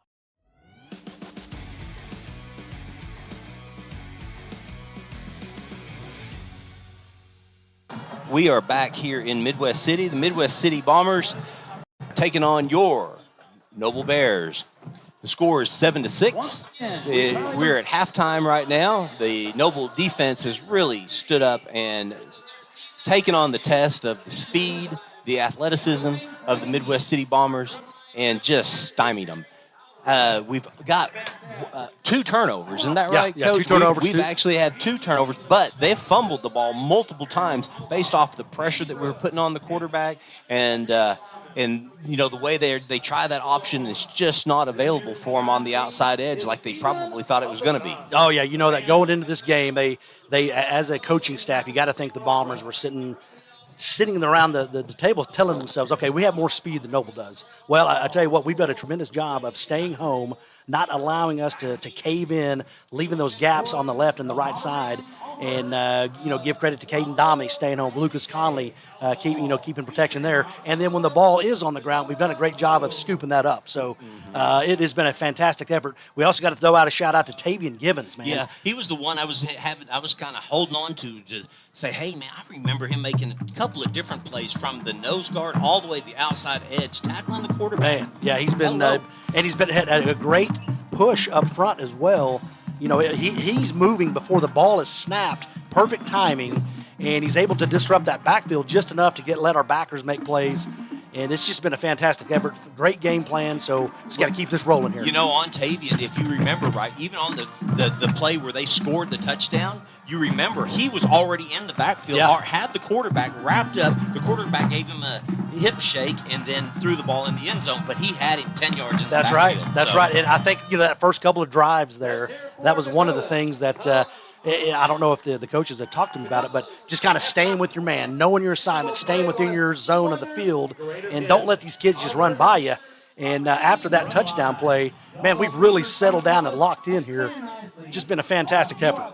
Well, let's see what happens in the second half, and we'll take a break right here at NobleBears.tv. Hey, Matt.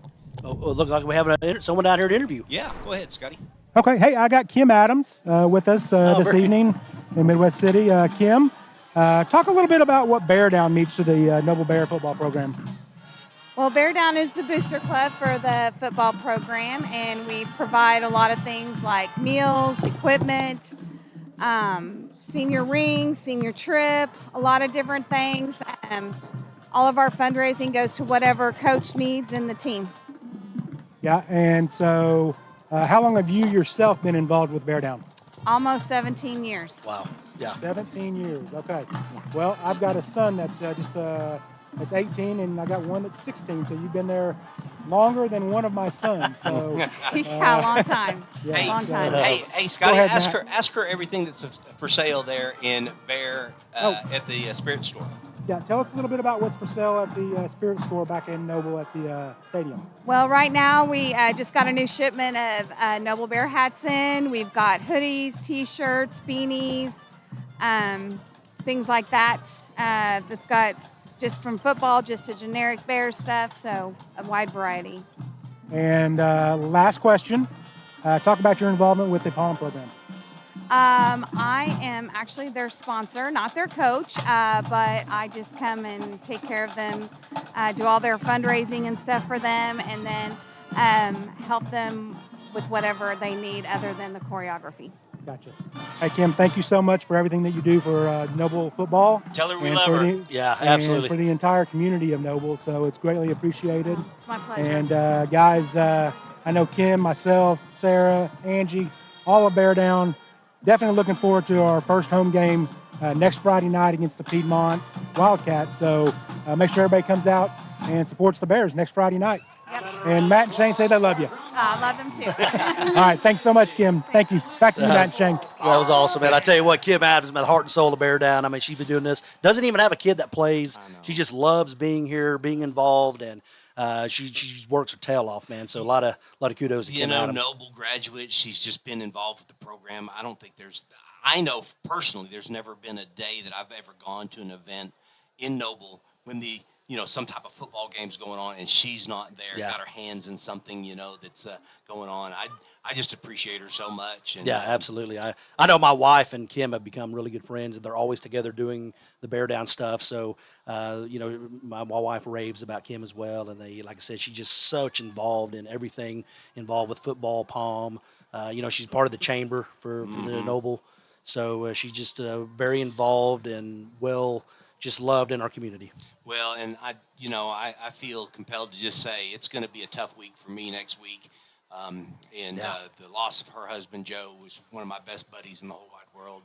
And of course, he was the voice of the Bears. And I'm looking forward to next week, but I want to celebrate his life a little bit. Absolutely. And find a way to give him just all the credit in the world as well. So together, they were a mean team, those two. I'm telling you. Yes, they were, man. You talk about it. Gosh, I would get frustrated with my wife if she wanted to, like, go out and pick some weeds in the garden or something. And then Joe was having to go build koi ponds, having to go pick up shirts, having to go to Palm. And I was complaining. I was like, man, he does way more than I do. So you didn't feel so bad. I didn't feel so bad. No.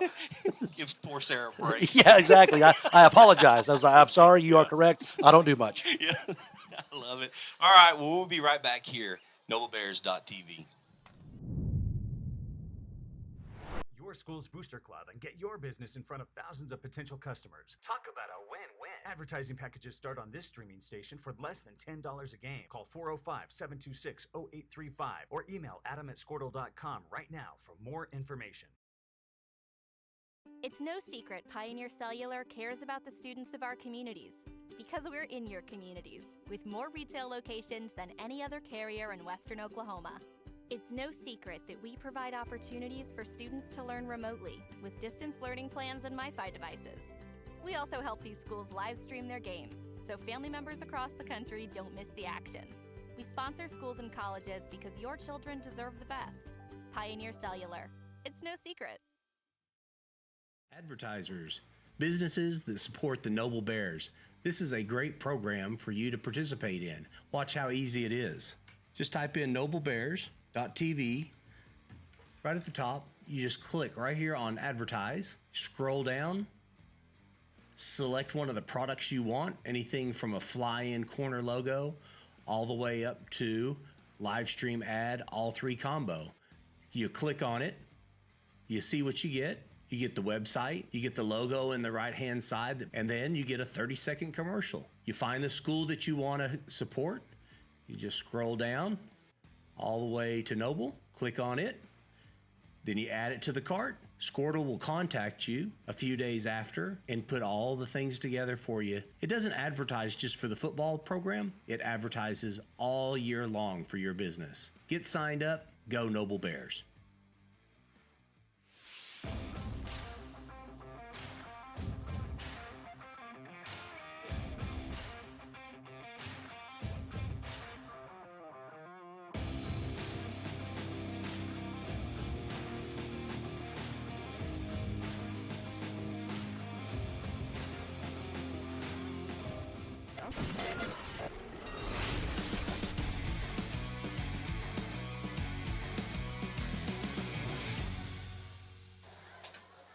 We are back here in Midwest City, where the Midwest City Bombers are taking on your Noble Bears. And listen, that commercial right before the one that we just finished with was about advertising with this program.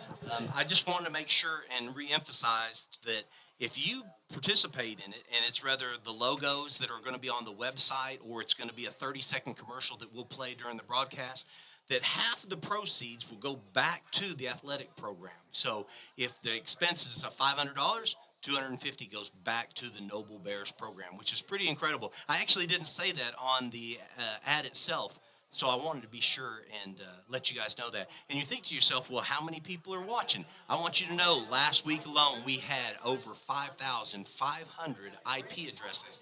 We think that that's pretty close to about 7,500 people that were actually tuned in and listening to the Noble Bears versus the Blanchard Lions in Blanchard. And it was a big game. It was the first game of the season, I understand. But last year, the Noble Bears, there were several games that we broadcasted, and we were able to capture over 7,000 IP addresses during one game. So you know what, Shane? There's not another broadcast.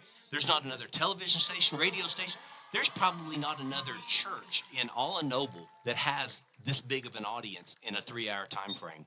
You know, it's just it's just hard to imagine that we get that many people to watch. No, and it's great. I mean, like you said, we hope a lot of people come out to the game next Friday, obviously. But what a great avenue for us. Yeah. To spread the Coach George always talks about the brand, the Noble football brand, getting that out, and just for people that can't be here. Either they're out of state, Brent Conley in Barcelona, or just people, my mom in Lubbock, my uncle in aunt in Texas. So you got a lot of Uncle Rando, how you doing? But he's just down there. But it's just awesome to have this avenue for us to show our program, show what we can do, and not to mention, been a fantastic effort on the field as well. Oh, absolutely. So everybody's participating, and with this time year and the last couple of last several months with COVID going on, sometimes people just can't get out of the house. They don't want to get into a big crowd, and they have to have another avenue. They still love their Noble Bears, and they want to be a part of it, and this is the way that you can be a part of it. Whether you're a business, individual, just tune in to any browser. All you have to type in is noblebears.tv. What'd you think about that first half? Tell us some of the stats, if you don't mind. Yeah, I have some stats here. Tremendous half, man. We just coming into this game, some of our keys to the game, just kind of stay within ourselves. And I think we did a good job of that. About midway through the first quarter, we didn't try to do too much. When we had the play there, we took it. We took advantage of their mistakes, jumped on those 2 fumbles. I mean, it was just a tremendous effort, man. I know we talked about it a little bit in the start of the halftime, but some defensive standout, Tavian Gibbons, Luke Conley, Caden Dominy. I mean, it's just been a fantastic team effort. And not to mention the offensive line, once again, in week 2 against a 6A2 opponent, holding their own. Holding their own, giving us some holes, giving Colin time to throw the football.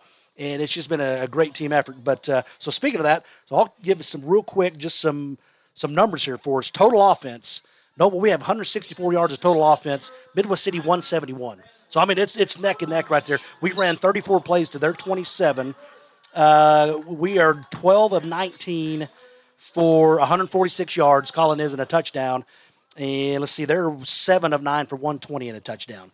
So very evenly matched there on the throwing numbers. Rushing for the Bears here, Colin Thomas has 9 carries for 24 yards. He's impressed me, Coach. Let's talk about CT really quick. Now, he's a junior this year. Yep. He's pushing 180, Yep. 185. He's thick down low, so he's a load to take down. He's got thick thighs, and he's not a real tall guy, so you're not going to get up high on him too much. It's going to have to be something low to tackle that guy. That's right, and he just good balance as well, and he gets to the hole quick. I've noticed that he's done a better job of seeing that hole, boom, get to it. And he's able to pick up those huge first downs for us. So, no, he's played tremendous tonight. Trevor Wardrop, again, having a huge first half, 4 receptions, 84 yards, a 21-yard average. So, man, that's been big. Brandon Harper, 3 catches for 20 yards. I know Brandon hadn't got the big plays yet. And I say yet, they're coming. Trust me. Brandon Harper will. I just know him too well. He's going to catch fire. Hopefully the second half. But 3 catches for 20 yards for Brandon Harper. Obviously, Dominy had the touchdown. Let's see if we have some defensive. Looks like Bryson Crawley is leading the way on the tackles. He has 3 so far. He's been really involved. So he's got 3. He's had several assisted tackles. Oh, absolutely, as well, Coach. Yeah. He's been in there. Yeah, he's been in the backfield, a gang tackle. It's been great, man. So he's leading the way there. But gosh, just these numbers are telling the story right now. I mean, how well our plan is and how well we're sticking to it. And again, you got to give credit to Coach George, Coach Davidson, Coach Crawley, all the staff. Just to prepare these kids for a 6A2 showdown that, quite frankly, is going to become just a year in, year out opponent for us. Can I bring up something that may not be as obvious as people are thinking right now, but just be real about this. This is senior night, Coach. Yeah. What's that mean? Now, let's just talk about senior night, okay? Now, do you always play your seniors, even their starters or not? I give, this is how I take it. If I'm a coach, because I've seen it many ways, I've done many times, many ways, we all love to win, right? That's the most important thing. At this level, you're trying to win. So if you have some seniors that don't get to play a lot, I might let them play 1 or 2 downs, and then if they're not getting it done, they got to come out. That's right. So, That's right. Absolutely, they're playing their best kids. It's not like, they're just playing, it's Noble, it's just a non-district game. These guys are wanting to win, and they're trying their tails off, and we have a lot to do with them not having success right now. Mm-hmm. But no, I totally agree with you.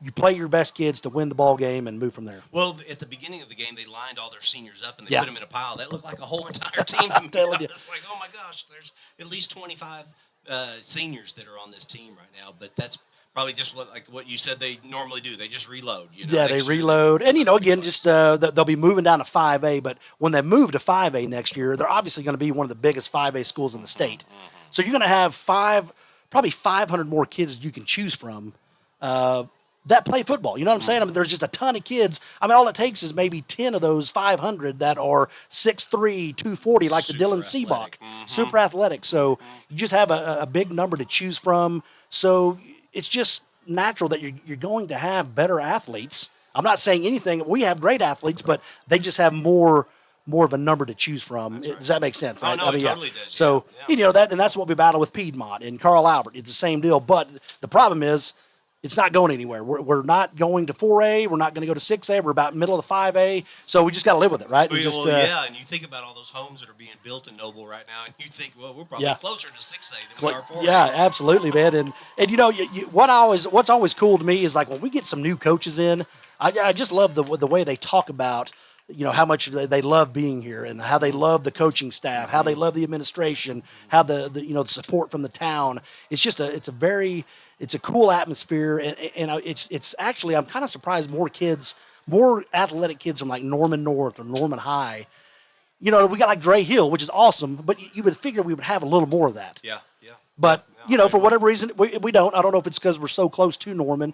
But, gosh, for all that being said, 100% of credit and all the hype goes to our kids that we have on this team right now. Every single one of them has done a fantastic job. Well, speaking of Piedmont, I think they're playing tonight against Putnam City West. Is that correct? That is or correct. It the north side? Yep, I had, let me get that pulled up. I had some 5A scores, but yeah, you are correct, Matt. They were down 13-0 earlier. Okay. Let me find the game. I'm sorry, man. It's taking me just a minute here. I don't know what happened. No, it's all right. You know, just we look forward to hearing and seeing some of the teams that are playing that are in our district. We kind of watch them. Those are teams like El Reno, Piedmont. Those are the next two opponents that are coming up. Durant, Duncan is coming up here really Absolutely. soon. So. Yes, okay. It's still 13-0. Putnam City North over Piedmont. That is a halftime score right there. Obviously, Dale City 21, Carl Albert 13. So that's a second quarter score. So, you know. There's a lot to be told on those. Yeah, absolutely. I mean, you know, Carl Albert, they had such a great run there. So many good kids. You know, at some point, you got to think they'd take a dip.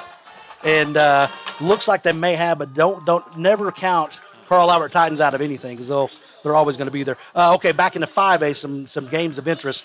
Guthrie Blue Jays 27, Duncan Demons 7.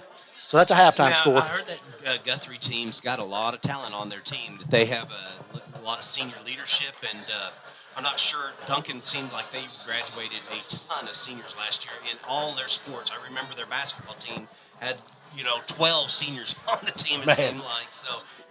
They were definitely rich in seniors last year. Duncan, I'm talking about. Oh man, they were, and then man, they. Duncan and El Reno, like you had mentioned, man, they're just fantastic in how they were the last couple of years. Ton of seniors gone, so hopefully we catch them at the right time, and we can pull that out. So they're down by 20 at halftime. Altus is at halftime score. They're losing 45-6. Coach, who are they playing tonight? They're playing Lawton Ike. Okay. So again, they're kind of a similar deal that we're playing, with Midwest City this evening. Lawton Ike has always been that that 6A2 squad, so a lot of kids to choose from there too. So that's tough, but and this then is their head coach's second year. Altus, I'm talking about. Oh, is that right? Okay. Second year as head coach there for him. So. Okay. And then the last score, actually two more. Ardmore 14, Shawnee 7. That's a third quarter score, nearing the end of that's almost halftime there. And then Lawton Mac is up 14-7 over Lawton High. Gotcha. So Ardmore's going to be a tough team. Ardmore's going to be tough, man. They got a bunch of kids back. They got that big tailback. He's a bruiser, and they remind me a lot of Midwest City. Yeah. If just have good athletic kids. They've always had a great history, great program there. So Caleb Lance this week. Somebody asked about a good rivalry, and Caleb Lance with Bear Blitz. He sent out a message. He's like, I really think you need to consider Noble versus Ardmore as a very good rivalry. Number one, we play both at Noble Stadium. And, absolutely. And number two, the last 4 years, it's been whoever's the visiting team has won the game. That's right, man. And obviously the two biggest wins in our program's history, 2017, we beat them at third place for the semifinal, put us into the semifinals. And then 2019, we go down there, beat them at their field, and clinch the district for us. Mm-hmm. So, and then as I mentioned last week, So that was 2017, won the semifinalists. 19 won the district. Maybe 2021 on this odd year. Hey man, maybe we can catch some wind or catch some fire here and take that throughout the season. And I can promise you this: if we can play like we did this first half against Midwest City going forward, we're going to be in some trouble for a lot of teams out there. I believe you're right. You know what I always look at when they come out of halftime is I always look to see that they get stretched out, they get warmed up, they get that sweat again. You know, they've taken a little bit of a break and their legs aren't moving. Last week, the cramps really came alive in the second half. I couldn't believe how many we were losing. They were like dropping like flies because of the cramps. It was one play after another, and it was multiple kids on multiple plays. It was just rough, and give credit to our youth, right? Some of those younger kids jumping in there. Trevor Rudd, Jackson Stewart, Seth Scruggs, man, they came in and provided a huge spark for us when, some of our kids that we call starters that were in. I know we rotate kids in and out a lot, but they came in and did a fantastic job, and we were able to cruise to victory. Right. Well, I think that was really important, and not only that, but they get a chance to see some live action too. At a young age, there's nothing more valuable than seeing the action. Down on the field, but when you get into the game, it just, it really goes fast. Goes fast, and it's good for them to, because you go. Let's be real here. When you move from 7th and 8th grade junior high ball, then you go to, and we didn't have a JV schedule last year, did we? No. I think we lost every JV game. So these kids haven't played in, basically 2 years. Right. And so you're taking your 8th grade year and then getting thrusted into a varsity football game on a Friday night against Blanchard Lions that are, 4A semifinalists. That's a tough gig right there, man. Man, you brought it in. That's exactly right. So it's just a ton of credit. And I love the team that we have. I just like the way that we operate. It seems like they're all bought in. And, as I mentioned, I talked about this quite a bit. There's usually 3 seasons to a football season. The first 3 games, the non-district, just kind of get your feet wet, see where you're at. That's season 1. Right. Season 2, you move into the district play. That's where it all counts. You obviously got to finish in the top 4 to make it to the playoffs. So that's your second season. Right. And then obviously the third season is the playoffs. See how far you can take that. And now that there's a little bit of parity, maybe Carl Albert being down a little bit, maybe that'll open the window for some other teams to maybe grab that goal ball. Absolutely. Well, a couple of shout-outs really quick. Ezra Rosler, I appreciate you. I know that you're listening and you're watching. That's with Crimson Electric. We thank you for supporting the Noble Bears and the NobleBears.tv program. We're going to have yourselves a great second half, Coach. No, it's going to be fantastic, ready to roll. Looks like we're getting ready to kick it off here in about probably a minute or so. We'll let the kids get out onto the field. So we are ramping this baby back up. I think we got to get out to a quick start here in this third quarter. Well, our offense has got the ball too. Yep, and I think we'll have the wind behind our back in this third quarter. So, boy, we're going into the wind. So if we can get a touchdown on this first drive, kind of put some of that pressure back on the Bombers, then we might be looking for something here. And let's see, this will be our first chance. So we got Brandon Harper back deep. So ball in Brandon's hands is always a good thing. And if we can, I bet they try to stay away from him. So number 35, Caden Thompson, is going to be the kicker for the Bombers. I bet they try to kick it away from Brandon. Man, if I was Brandon, I would try to scoot up a little bit. Scoot up a little bit. I don't know how far this kid's going to kick it, but you always like having the ball in Brandon's hands. Absolutely. Let him have some space and go. Scotty, why don't you check in? Yeah, just check in with us. What do you say? Yep. All good. Okay, let's go. It look like everyone healthy over there? Okay, here we go. And, it almost did exactly what you said. Him scooting over was going to get it in his hands. Logan Kirby with the ball at the 15-yard line. Kind of spins out of a tackle. He gets tackled right at the 15. Yep, so, he good job of not letting it bounce any further towards the goal line, but he just nowhere to run around his left side there. They just yanked him down, so. Got 85 yards to go. 85 yards. We've done this before, right? Yes, we have. Even a little bit further. A little bit further, and I think just huge here, man. If we get 3 or 4 first downs, maybe take a shot deep, if we can punch this in the end zone, put some pressure on them, this is going to be outstanding. Okay, looks like line is intact. Same line that we started with, Matt. Caden Dominy is the bottom. Looks like Trevor Wardrop's at the top. Brandon Harper looks on a little out route. Catches the ball.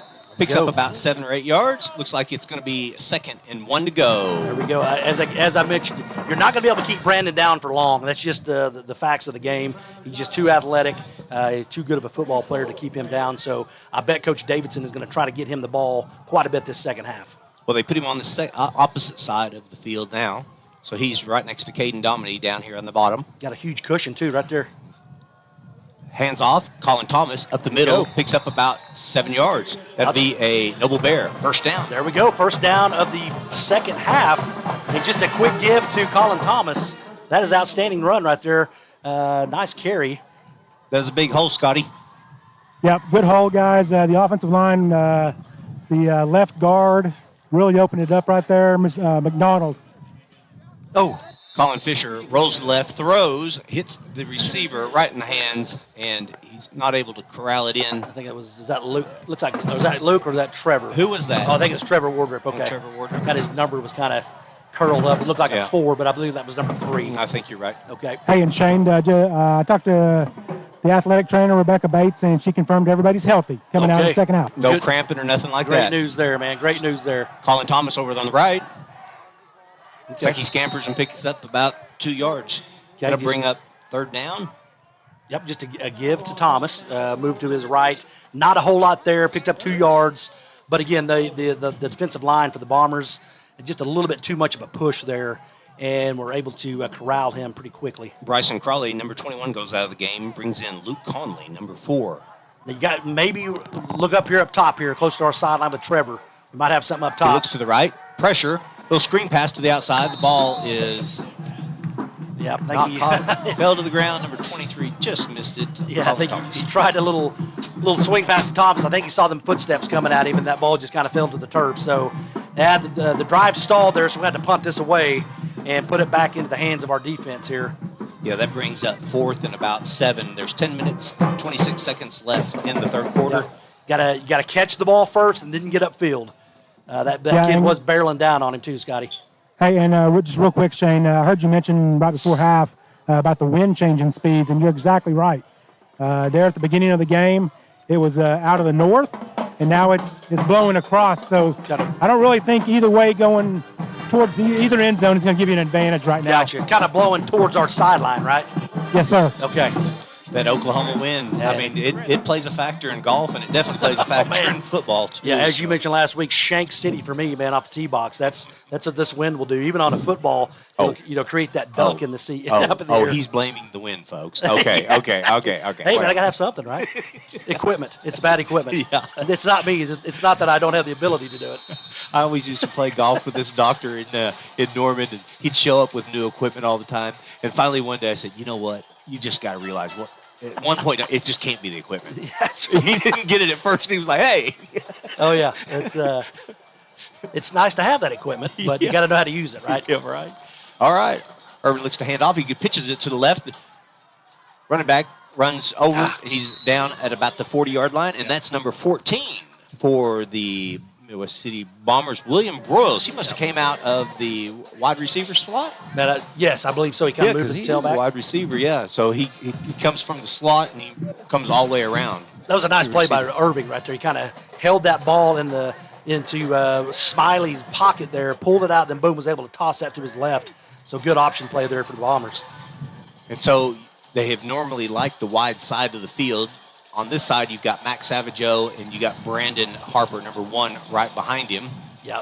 Looks like they're actually bringing an extra man down to kind of give him a little bit more room Fakes of a blocking. handoff. Irvin looks to run upfield. He gets tackled by Caden Dominy. It looks like it's going to be enough for a Midwest City Bomber first down. Yep, I think he picked that up.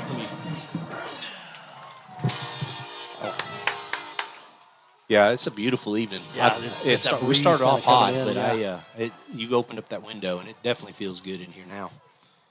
Yeah, I don't know. So number 36, I don't recall him. Bryson Spriggs. They kind of brought him onto that. He's kind of like an extra down lineman here on the left side.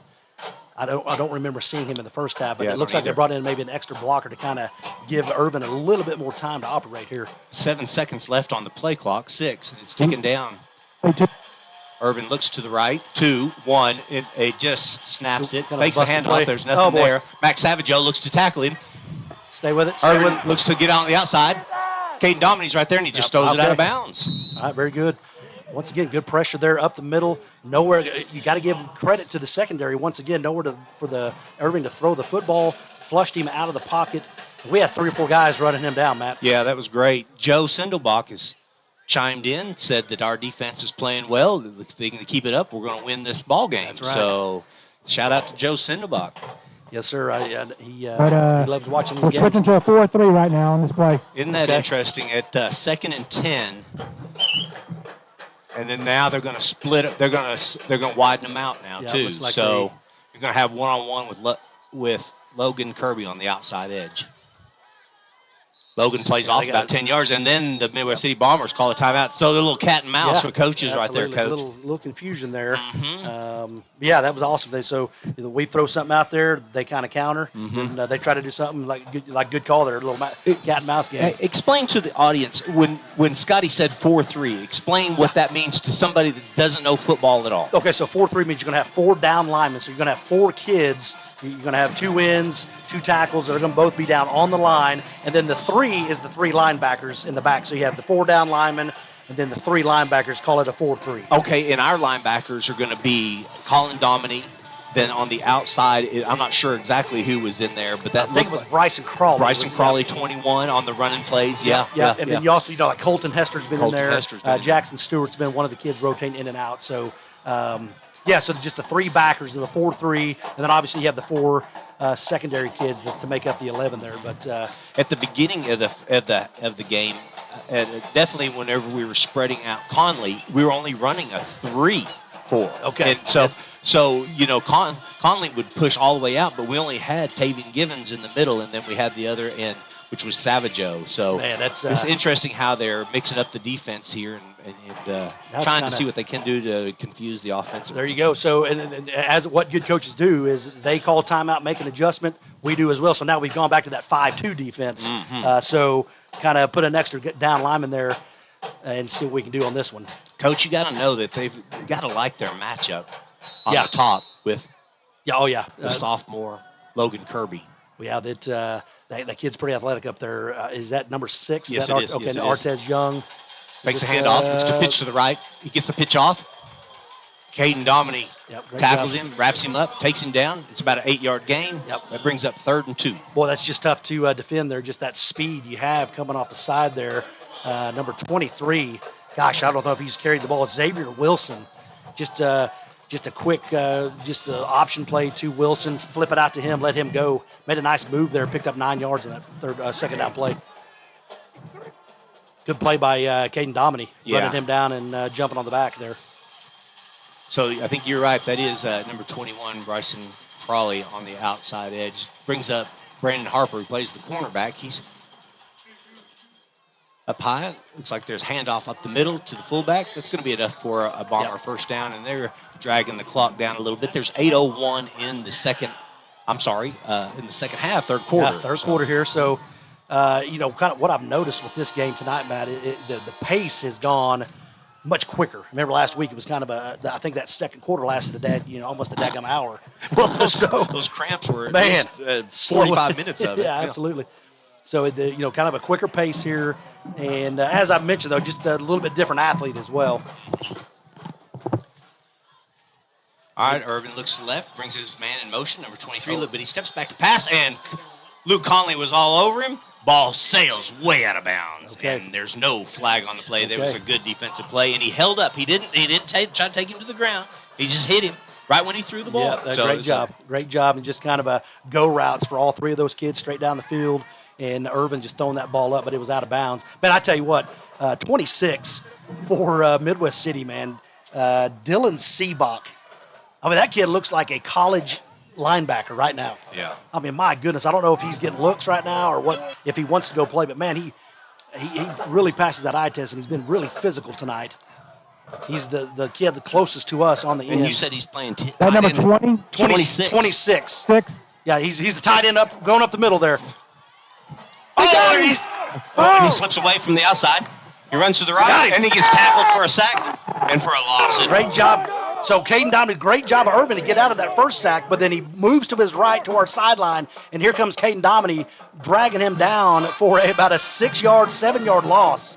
Tremendous play there. Sets up a huge third down. Yeah, I'll say it again, guys. Speed. That's right.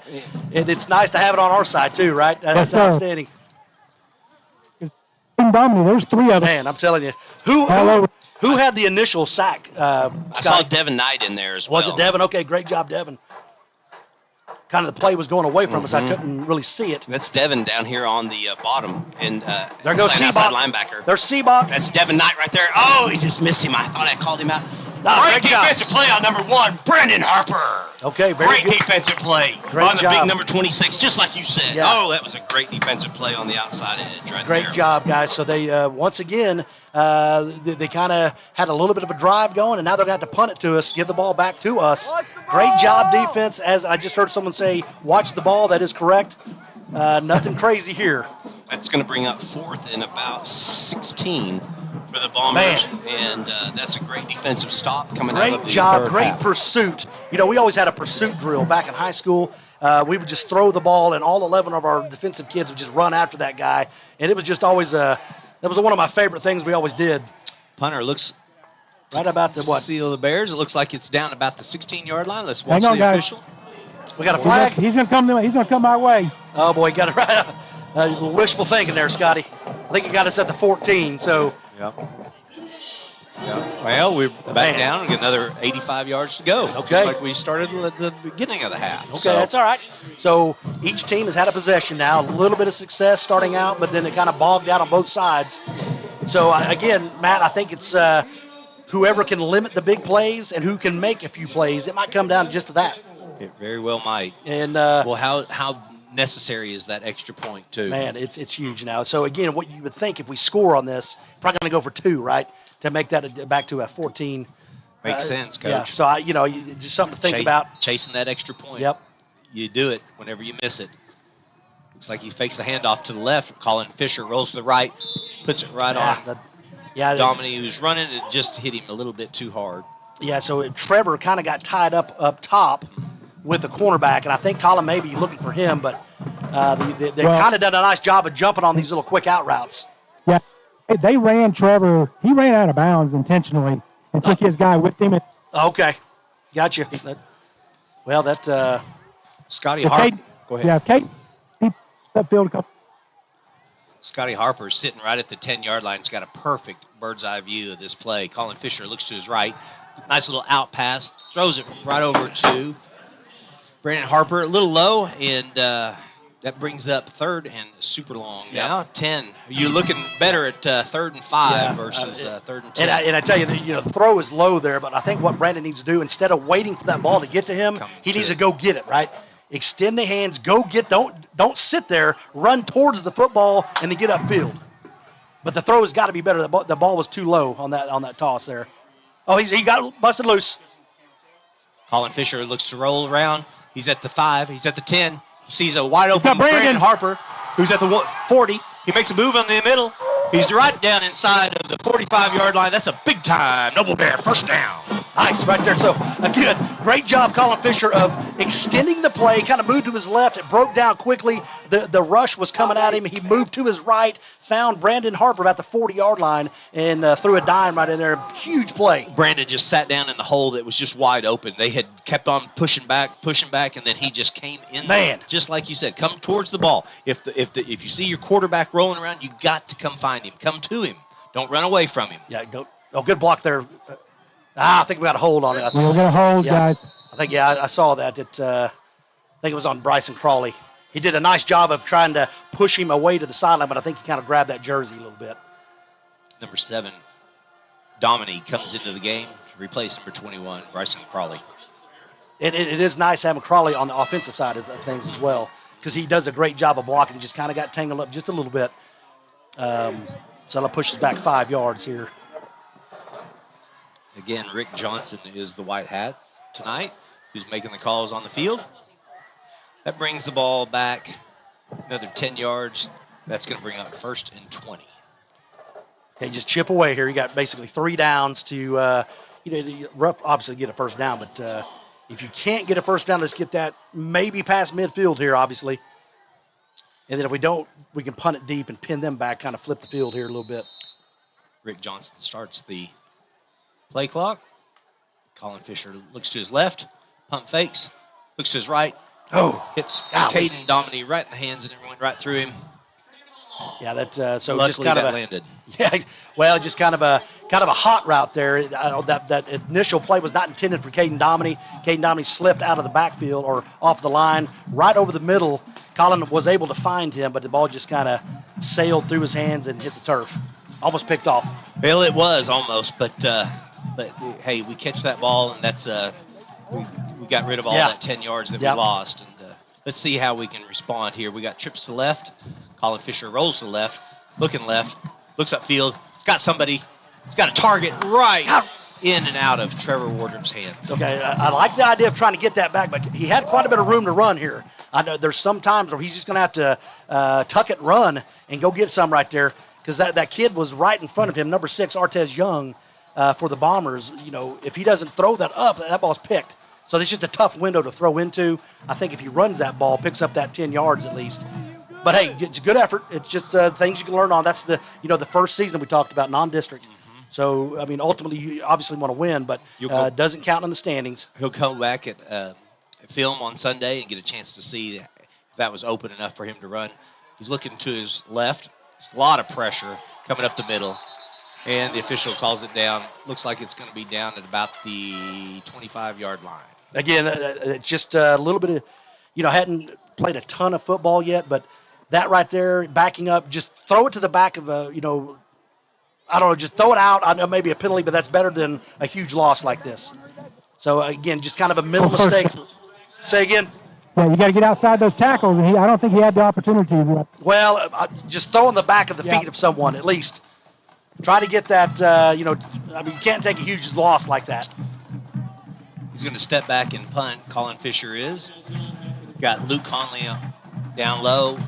Trevor Wardrop up high. Ball is kicked, punted, and it is knocked out of bounds at about the 40-yard line. Now, just a rough series there. I mean, we had a nice play getting out, hitting that, but the last couple plays were rough there. Anyway, here we go. We've got to regroup here. Yep, 5 minutes, 16 seconds left in the third quarter, and Noble Bears are down by 1 point against the Midwest City Bombers. Okay, here we go. So, man, hey, we always like the defense to be on the field right here. They've done a tremendous job tonight. Offensively, we've done fantastic as well. We just got to, try to eliminate some of those drops, some of those mistakes, and extend these drives. We're getting one first down, and then we kind of stall here. Number 10, Irvin, looks to hand off up the middle. Okay, good job there. Just straight up the middle. Number 30 on the carry for the Midwest City Bombers. Number 30 again is Smiley. Yep. He's a senior running back, 5'6", 160 pounds. He hits the hole hard. Yes, he does. Quickly up the hole there. Looks like Jackson Stewart, number 51 for the Bears, was the initial man up the middle. So he's the middle linebacker right now. So here's that 4-3 Scotty was talking about. We have implemented back into the game. So they'll look to run to the left. Irvin's looking to his left. He's got a hole over on his right. Yeah. Looks right up the middle. See, and this is just what I'm talking about. Right in. Yeah, just kind of, it doesn't take them long to score. They just have two good athletes. This is why it's critical. You can't have mistakes on the other side of the ball there. That brings the score 13-6. 4 minutes and 37 seconds left in the third quarter. Yep. Noble Bears looking to respond after the long 40-yard run. Yep, two-play. I mean, just the punt kind of sailed left on us and gives them great field position, and they just 2 plays take it to the house. And we're going to have to respond right now, Matt. Number 35 looking to kick for the Bombers is Adian Thompson. The ball is up, and it is good. Okay, so 14-6. Sorry. No, 14-6. The Bombers are ahead of the Noble Bears, and the Noble Bears will receive again on the west side of the field. The Midwest City Bombers dressed in black and gold, their colors. They will be kicking off again from the east. The wind is kind of blowing in that direction. So he may kick it deep this time versus the last time he kind of kicked it to the up back. He kicked it over to Logan Kirby. Might be able to kick it all the way to the back. And like you said before, if Brandon Harper gets the ball, he's electrifying. Watch out, man. He can do some damage to a team. So we can flip this right back around and cover up those points that just were scored by a nice a return right here. Yeah, nice return. Get it set up, and then Colin, offensive line, they've done a tremendous job tonight. Colin has made some tremendous plays as well. So we just got to let that last series go. Just get back out there and just keep playing. Just keep playing hard. Play to that whistle. Midway through this third quarter, still a ton of time left. We're still totally in this ball game. We just got to make a few plays here offensively. Keep our defense off the field for a little bit. And let's go punch it in the zone here. Well, he definitely has to have a short memory, and like Ted Lasso says, he's got to be a goldfish. So he's got to be a goldfish. Absolutely, and that's one thing I will say about my son. He does a tremendous. He doesn't show any demeanor. Unlike myself, I lose my mind or emotion. Excuse me. Yeah, no. I mean, he does a tremendous job of just getting back out there. If he makes a mistake, he'll get back on the pony, get back on the horse, and get after it. Shake it off. Shake it off, man. He's always had that ability to kind of let things go. That's good coaching. Which is great here. So it's amazing. Well, the kicker looks to kick again. Thompson is his name, and then we've got Trevor Wardrop and Brandon Harper both sneaking up. The ball is booted, but it goes out of bounds, so that's going to 35-yard line right here. Yep, it went out of bounds at about the 22, so it's going to bring it all the way up to the 35-yard line. This has been our best starting position in quite some time, right? I believe you're right about that. Well, we've been in the 15, the 14. So definitely. So kind of give us a little breathing room here right out of the gate. And like I said, we just got to keep our defense. And I know a lot of our kids go both ways, but let's keep some of those guys off the field, give them a breather, because this fourth quarter is going to be a showdown, I believe. I believe you're right. Let's get into something. Let's talk about this while we have a little bit of off time here. Tell us what your feelings are about the NIL. Oh, man. I know a lot of people are listening, so the NIL is name, image, and likeness. Well, they've been battling this for years and years now, and finally, it makes sense to me because, people are buying these jerseys. Baker Mayfield, Kyler Murray, they're buying these jerseys, and they're not getting a cut of that, and they should. And I mean, so I think it might create kind of a mess recruiting wise. Sorry, you want to call that play there? No, that was perfect. Yeah, that was great.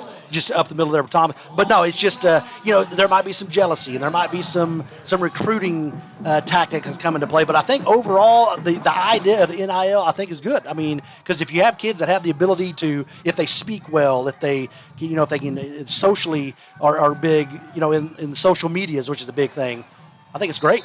Absolutely. That was a throw to the left, and that's Brandon Harper that kind of jumps out of bounds. There we go. After a first down, nice, easy pitch and catch for there the two of those two. Well, the NIL is something that a lot of people have brought up, and there's controversies on both sides of it, where some people really are like you that agree that maybe that is something that's great for the athlete, that they get a chance to benefit in the college level, and other coaches, and I'll throw out his name, but Pat Jones just doesn't seem like he's a big fan of it at all. He just really is an old school coach, and I think he's team first, and the way he kind of feels like is sometimes when you pay these players individually, especially at a young age, you just live on a slippery slope of them being more individualized than a team player. Yeah, and that makes sense. It totally makes sense, and gosh, we're just in a new age, man, and things in this world are just a lot different. And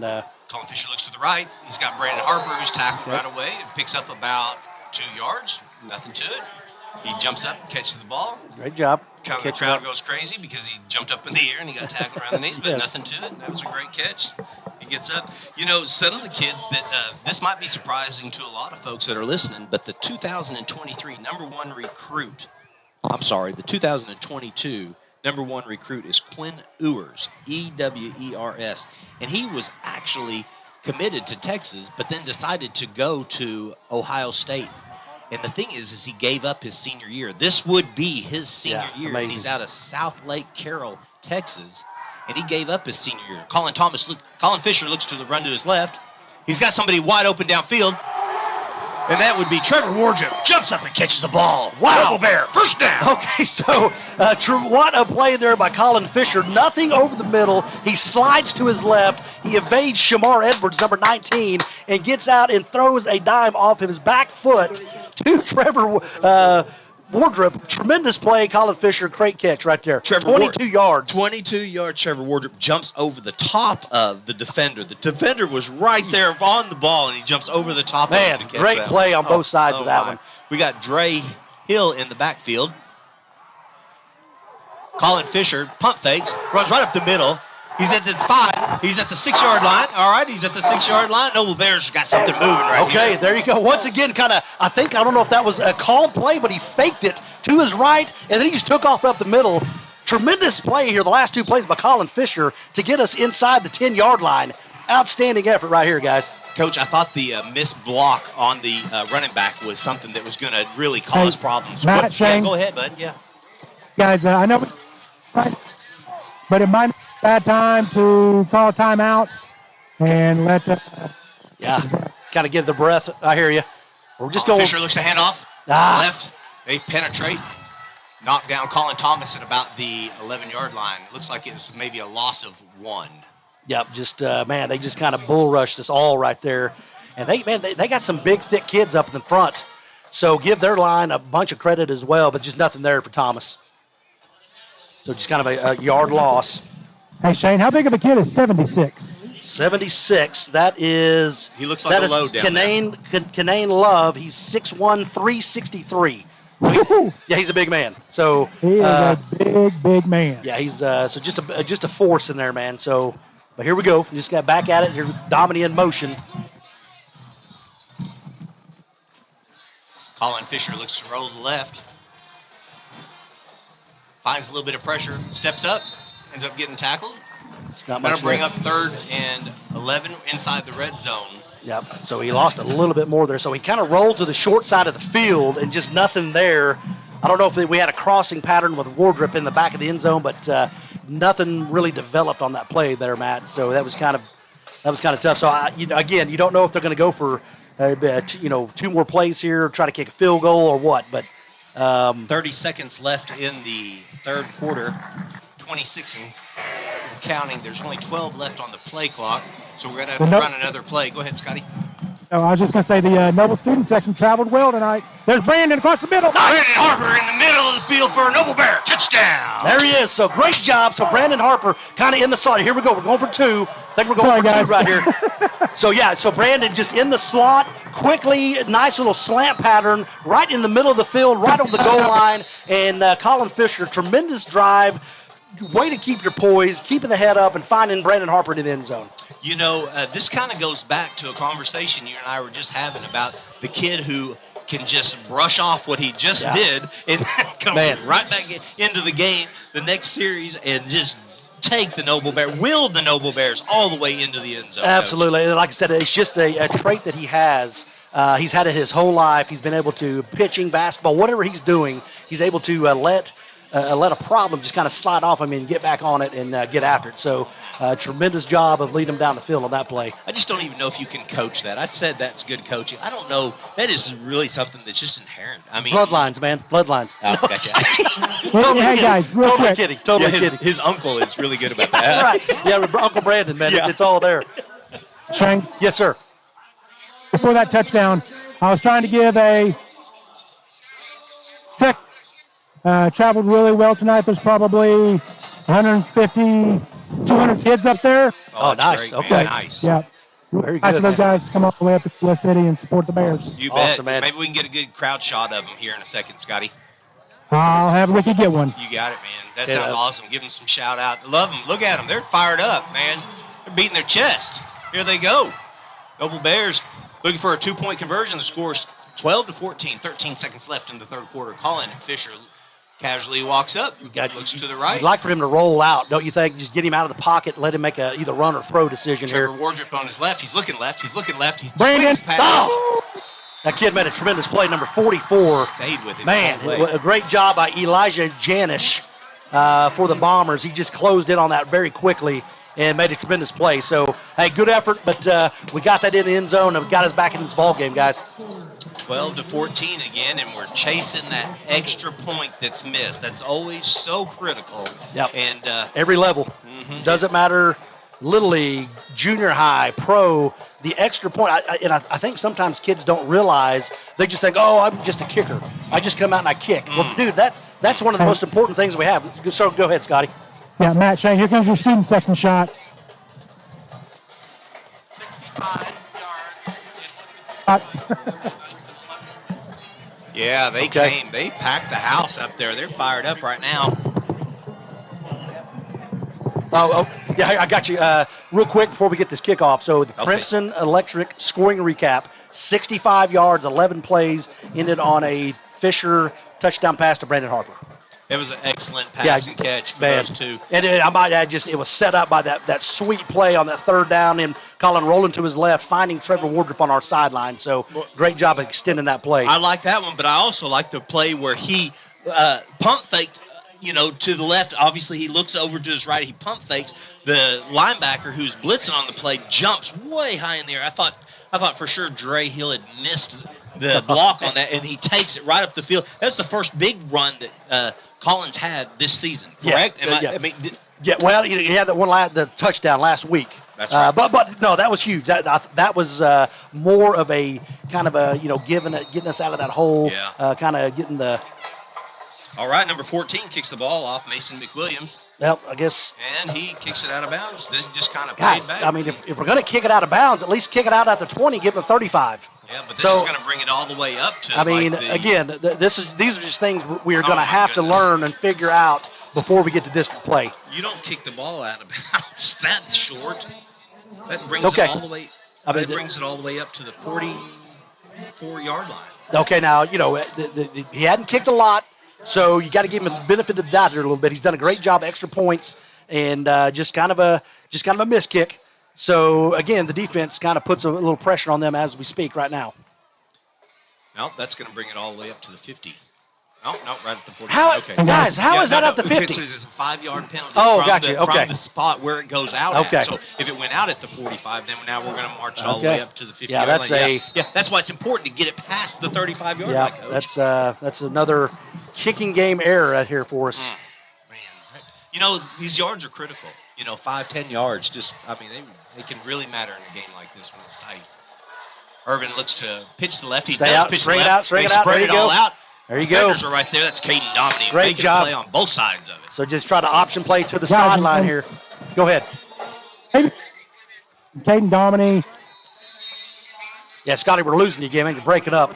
Yeah, Caden Dominy. I think you were going to say Caden Dominy really strung that play out to the sideline, allowed some of our other kids to come and make sideline to sideline, Shane. Yes, sir. There you go. Got you. Yes, sideline to sideline was big. You're right. Well, he still was able to get 2 there. Yeah, he was, but we really spread that one out, and that's good to see our defense playing so tough like that. No doubt. We're going to take a break here. We're going into the fourth quarter, and the score is 12-14, and the Noble Bears are playing tough defense right now. We'll be right back here at noblebears.tv.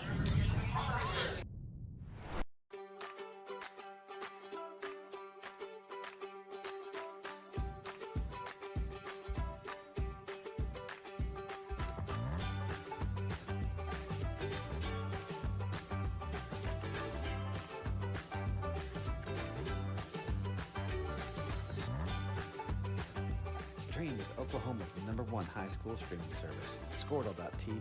Find out more at Scordle.com/stream.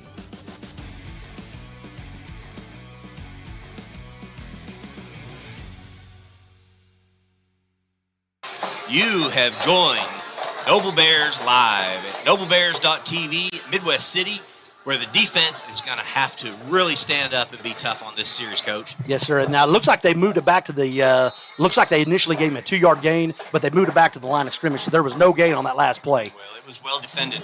Absolutely. Right from the very beginning, the quarterback had nowhere to run, and he decided to pitch the ball, and then the ball on the ground. Ball! Get on it. Ball's on the ground. Nice. Big time loss. That would push him way back. Attaboy. So great. Our man, AB7. That's your guy, Max Savageau. Yeah, Max Savageau, Austin Teener, good push there. Ball's down, and that's what you got to. That's what you got to do there. The ball is on the ground. You can't let him pick it up and make a huge play there.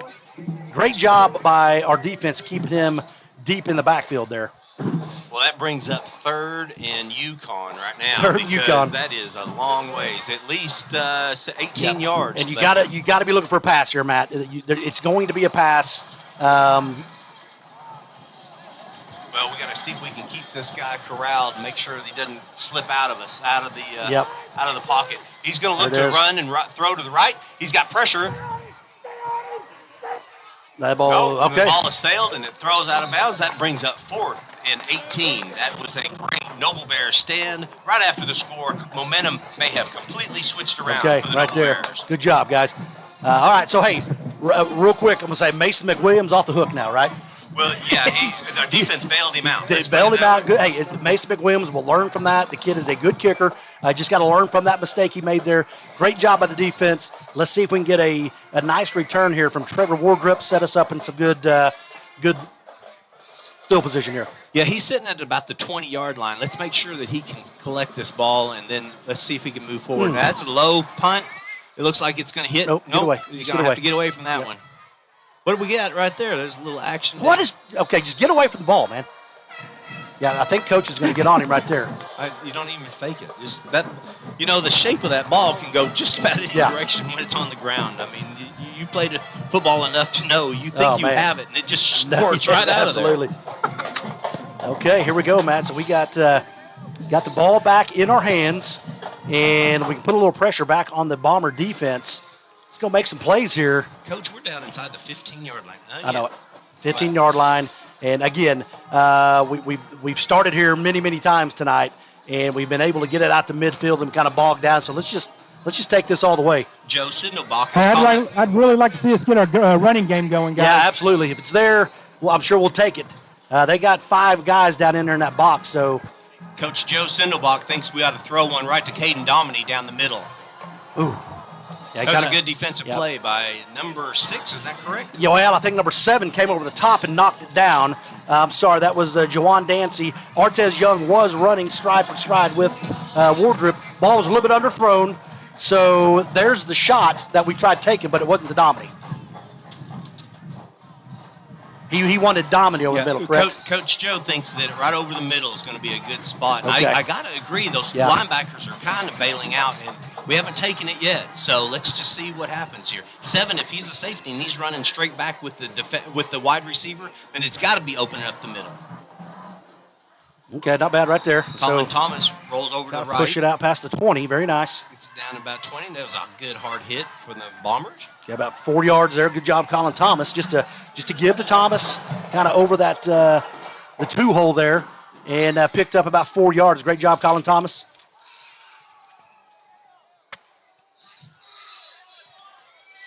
Caden Dominy, number 7. Boy, they kind of are giving him a little bit of a gap here, aren't they? Brandon Harper. Colin Fisher looks to run to the left. Oh, throws it up. Defender makes a good play. Brandon tries to make a good play, kind of thrown behind a little bit, and that ball just goes sailing down to the ground. Didn't have much.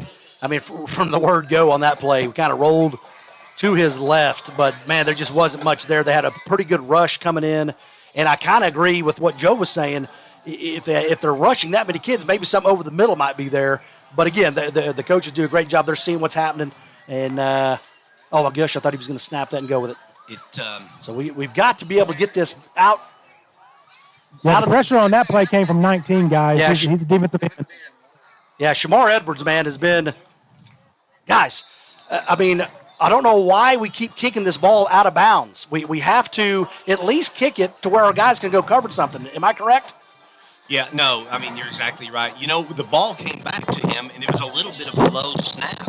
And when it landed on the ground, he had to pick it up, and he looked up. And he didn't have anybody coming towards him. But, of course, when you're punting the ball, you're thinking everybody's coming your way so fast. But that's right. It lands on the ground. He looks down, picks up the ball, and then he looks up and punts it right away when he had plenty of time to set his feet and really kick it. But, it went out of bounds, and it was about a 10-yard punt. Starting field position has been ridiculous for the Bombers. They've had great starting field position all night, whereas we've been pinned deep all night. So we have to be able to flip the field somehow and not give them a short field. This is just too easy for them. Well, exactly what you told us whenever we had the ball at the 40-yard line to begin with our scoring drive, you said, hey, this is the best field position we've had, and then we score off of it. That's exactly right. You just have so many other options there.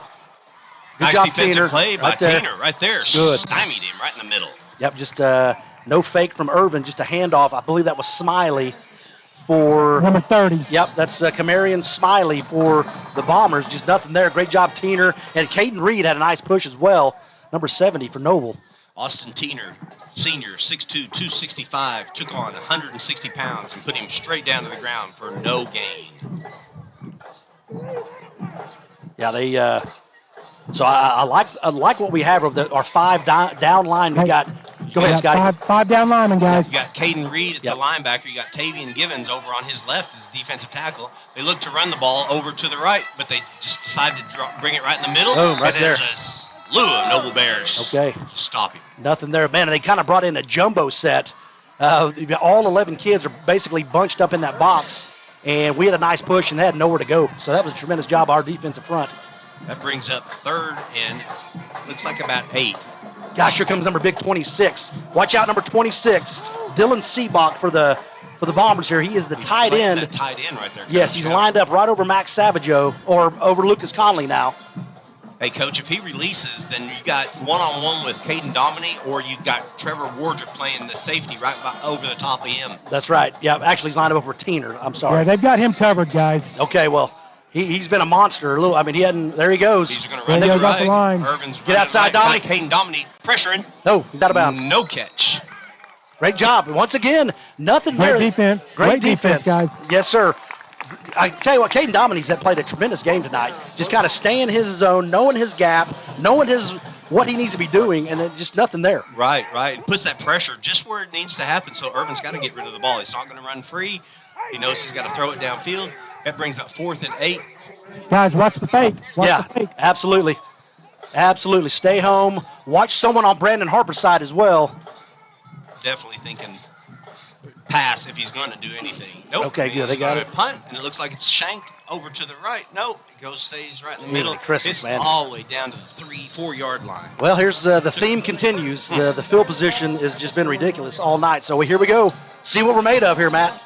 Well, that brings up 1st down at the 4 yard line with 8 minutes and 21 seconds left. The Bears are down by 2 points, fighting hard to get the ball downfield and the offense moving. They had a great second series in this half. Yes, they did. They've had a couple of series that have kind of been 3 and out. Yep. And just didn't have much going for it, running or passing, either one. So, God, if nothing else, if you can at least get 2 or 3 first downs, maybe flip the field exactly, and put a little pressure on them because, gosh, our play calls are kind of limited here. We've been a hard time running the ball here this second half. So, man, it's just a tough sledding here, guys. Thomas, guys. Thomas runs to the left. He's at the 20. He's at the 22-yard line. Great run. All right, there we go. Right out of bounds. That'll stop the clock. 8:13 and a big-time run for No Colin doubt. Thomas. So it shows you what I know, right? Tough time running the ball, and boom, there we go, 20-yard gain. So tremendous job by Colin Thomas. Get out of the. Give all the credit to Teener right Man, up front. absolutely. Number 64 for the Bears as well. Yeah. But just made a big, giant hole. Braden McDonald. Great job, Braden McDonald. That was huge, guys. So that kind of gives us a little breathing room here. Colin Fisher acts like he's going to catch the ball from the snap. Doesn't. Looks to hand off, and he does to Colin Thomas again up the middle. He's looking for a hole. There's nothing there. Had a little bit of daylight to his left, but he kind of danced back to his right. So I think he kind of missed that one there, Matt. That's okay. He got us out of that hole. Short gain on that first down. Let's keep this clock churning. 7 minutes, 52 seconds left in the fourth quarter. The two Collins talk to each other in the backfield. Colin Fisher claps his hands, looks to his left, rolls to his left. Got somebody open right there. That would be Brandon Harper on the sideline. Looks like he catches the ball and gets knocked out of bounds. It's going to pick up about maybe 2 yards. Yeah, right he did there. a little, I don't know if you guys follow baseball back in the day, a little Dan Quisenberry, a little sidearm right there. Scotty knows what I'm talking about. But yeah, he kind of sidearm that kind of underneath a little submarine right out there on the sideline, got maybe 2 yards. That's away from Scotty over there on the other side of the field. Yeah, it's Okay, so, man, we just – and the other – the clock stopped here. Yeah, I think he's going to roll. 7:36 left in the fourth quarter. A lot of pressure. It's a great screen pass. Colin Thomas all the way down to the 40-yard line. Excellent play call. Flag, guys. We got a hole. What do we got? I think it's going to be on Teener. Hold. It wasn't a hit after they threw the ball because they were pressuring him pretty hard. Yeah, it looks like gosh, that's a tough break there, guys. If it's That was I don't know. Such a big play. Well, they're not moving. We got a kid down. Let's see what we got a timeout. Maybe they picked it up. I think they're discussing it now. We're not going to go anywhere. We're going to stay right here on this to make sure and catch this call. Looks like there might be a player on the field for the Midwest City Bombers, maybe just a little cramp action going on. He's already up, so good for him. Number 23 for the Midwest City Bombers, Xavier Wilson, senior defensive back, 5'6", 145 pounds. And he's up. He's all right. But looks like there's at least a timeout, but I'm not sure if Coach George is hollering at the official. I'm not sure who took that timeout.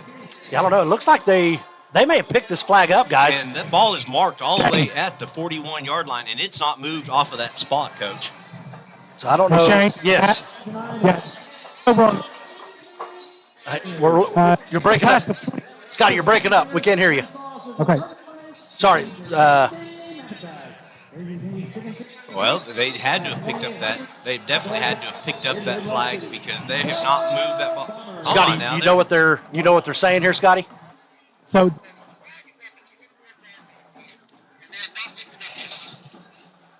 Okay. Sorry, man. We lost you. We didn't hear you. We'll be able to figure it out. It looks like they may have picked it up. I don't think Coach Hall is very happy about this.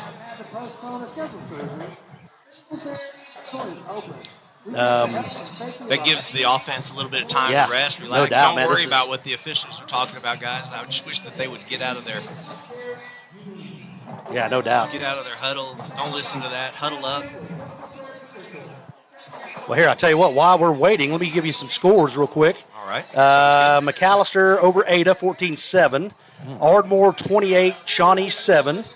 Lawton Mac, 41. Lawton High, 15. So Lawton Mac's going to be tough.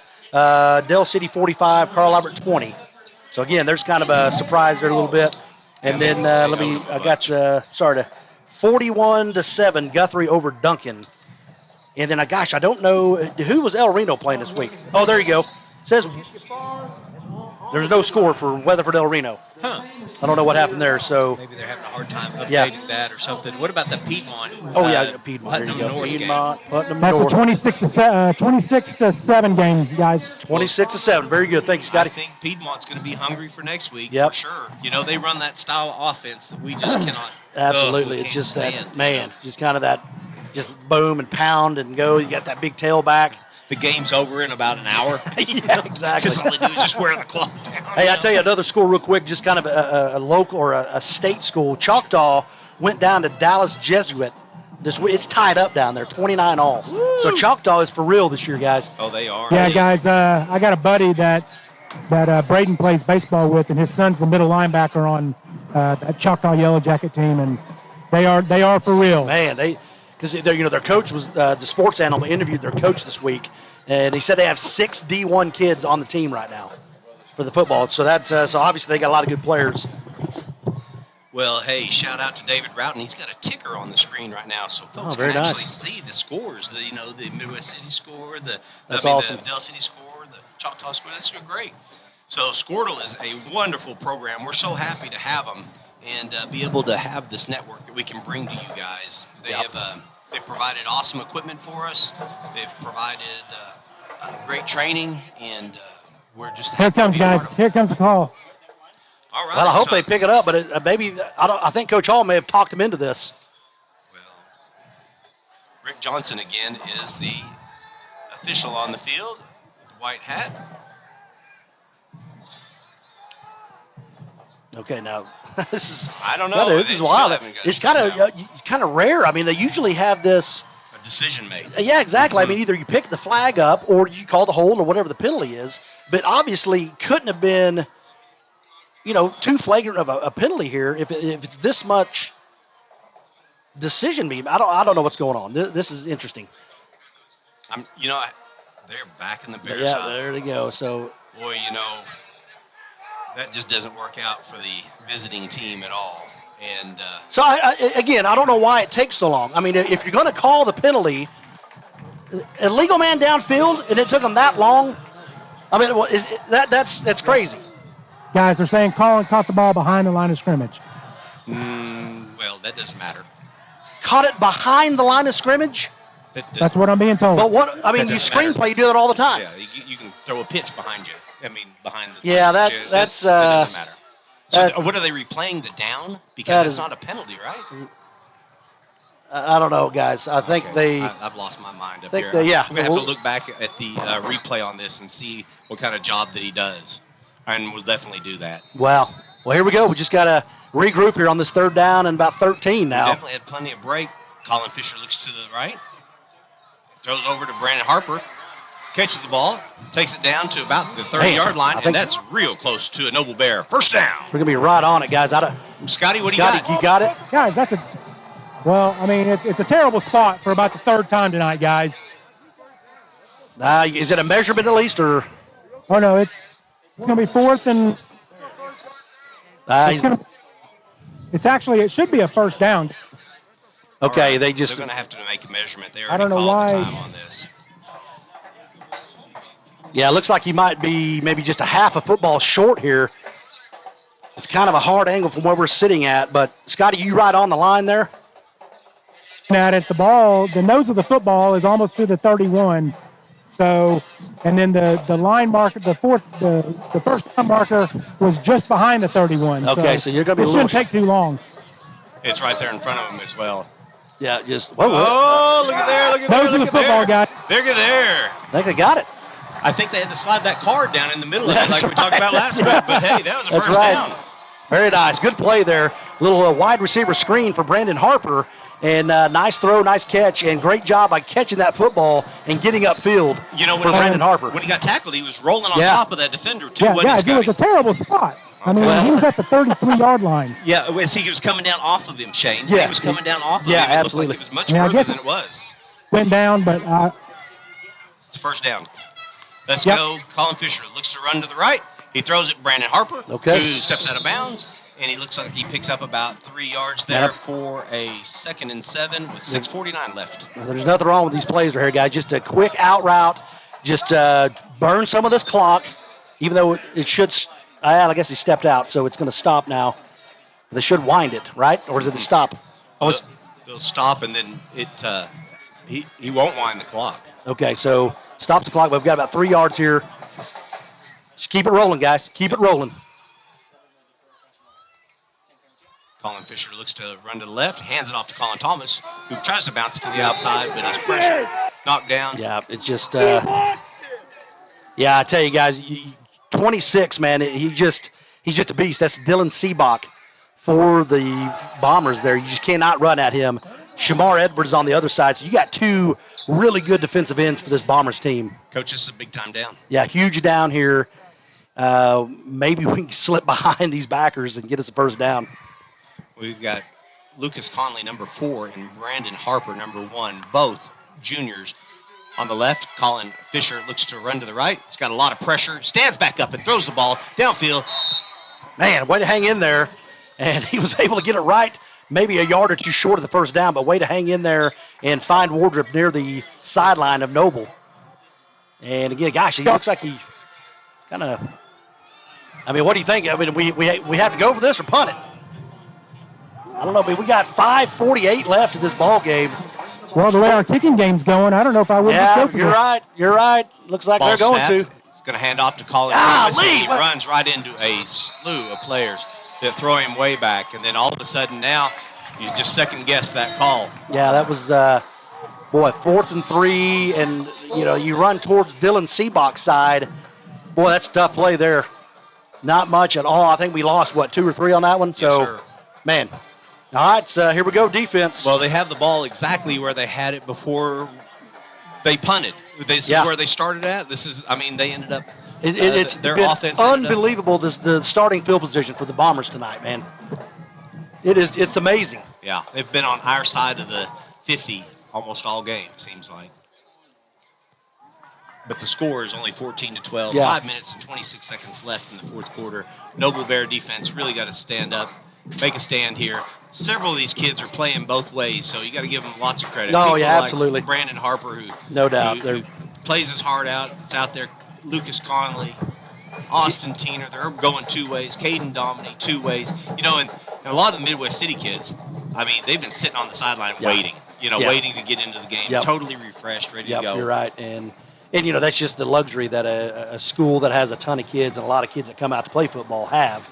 And, unfortunately, we do not have that. But you know what? I'll take these kids all day long, man. They play their tails off. They play their hearts out. And, again, we've still got plenty of time here. Yeah, they put about 30 seconds back on the clock, Shane. Oh, they put time back on. Okay, very good. I was wondering what was taking so long here. Watch a heavy dose of Camarion Smiley here and the keeper from Irving. Irving looks to run to the right, still got the ball, looks to make a pitch, and he's wrapped up by Caden Great job, Dominy great and several job. of the other Noble Bears. You bet. I think the initial, it was at their Teener. Good call. Austin Teener, man, was able to stay home. We still have 2 timeouts left. Yep. Matt? Yeah. He's able to stay home, initially stop his forward progress, and then Dominy was able to clean him up. But great job there, Austin Teener on the edge. Yes. It looks like they're trying to burn some of this clock, too. Sorry, Matt. No, I was just going to answer Scotty. He was asking if they had 2 timeouts left. Yeah, both teams have taken 1 timeout, Scotty. Gotcha, thank you. And, I think the Bears are really going to need these 2 timeouts. They're going to be precious at the end of this game. If we can make a stop here, they're really going to need them. Yes, they are. So we're going to maybe go. Irvin looks to throw to the left. The ball's bouncing. It falls incomplete. Okay. I thought it might be picked off as it was bumping, and I couldn't see over there. Was I that saw close to Brandon interception? he just got bolted out of nowhere. I thought he had it. That's what I thought, too. Yeah. Hey, and the most important thing there, guys, is the clock stopped. Yeah, absolutely. Clock stopped, and gosh, I hope the cramps aren't coming back. I see some of our kids starting to stretch their legs a little bit. Oh, Brandon's kind of jogging in place. It goes to show that they're getting tight. The pressure. What we need is a bad snap. And a nice fumble. Yeah, a nice fumble. Move it back to the 50. Well, they've got Watch 3rd the line and of 10. scrimmage, guys. Oh, good call. Yep. Just you got to watch the ball, guys. They've played tremendous all night. Yep. Just pulled us offside. That changed the cadence there, and it's going to give them a 5-yard. That's advantage there. So 3rd and 5. Gosh, that wasn't one person though. That was a whole defensive line. Got to watch the ball there, guys. As soon as that number 14, the slot goes in motion, then that's what they saw on 1, and that's why they jumped off. Yeah, exactly. So just watch it again here. Never know. Irvin looks to the right. He's under pressure. He's got a lot of pressure wrapped all around him, and he's getting sacked. There's a flag that comes into the play. Number 70. So we might have a late hit Peyton too. Reed. We got a late hit on 67. You got 67, or is that on us? 16. Sorry. 1, guys. So, okay, so what was that, Scotty? 1. Yeah. I think he was saying 61. Correct. Oh, it was Savageau. Okay, it was on Savageau, or it's on? No, it's it's against I him. think it was on number 61 for the Bombers. Oh, I'm sorry. Gotcha, Scotty.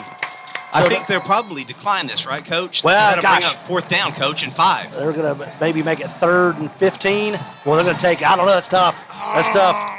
61, Scotty, is Deshaun Faulkner. So it looks Gotcha. like, okay. So it looks like, so that will, so now if we can just get. Okay, just set the scene, because that would have been 4th and 5, 4th correct, and 5. Coach? Now it's 3rd and 18. So it kind of moved it out to give you a little more room here. If they do have to punt, if we can get a stop here, maybe.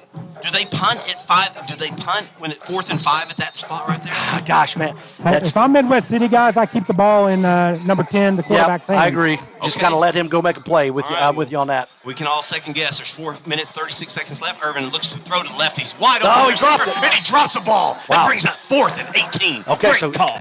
good call. So yeah, well, we love that penalty there.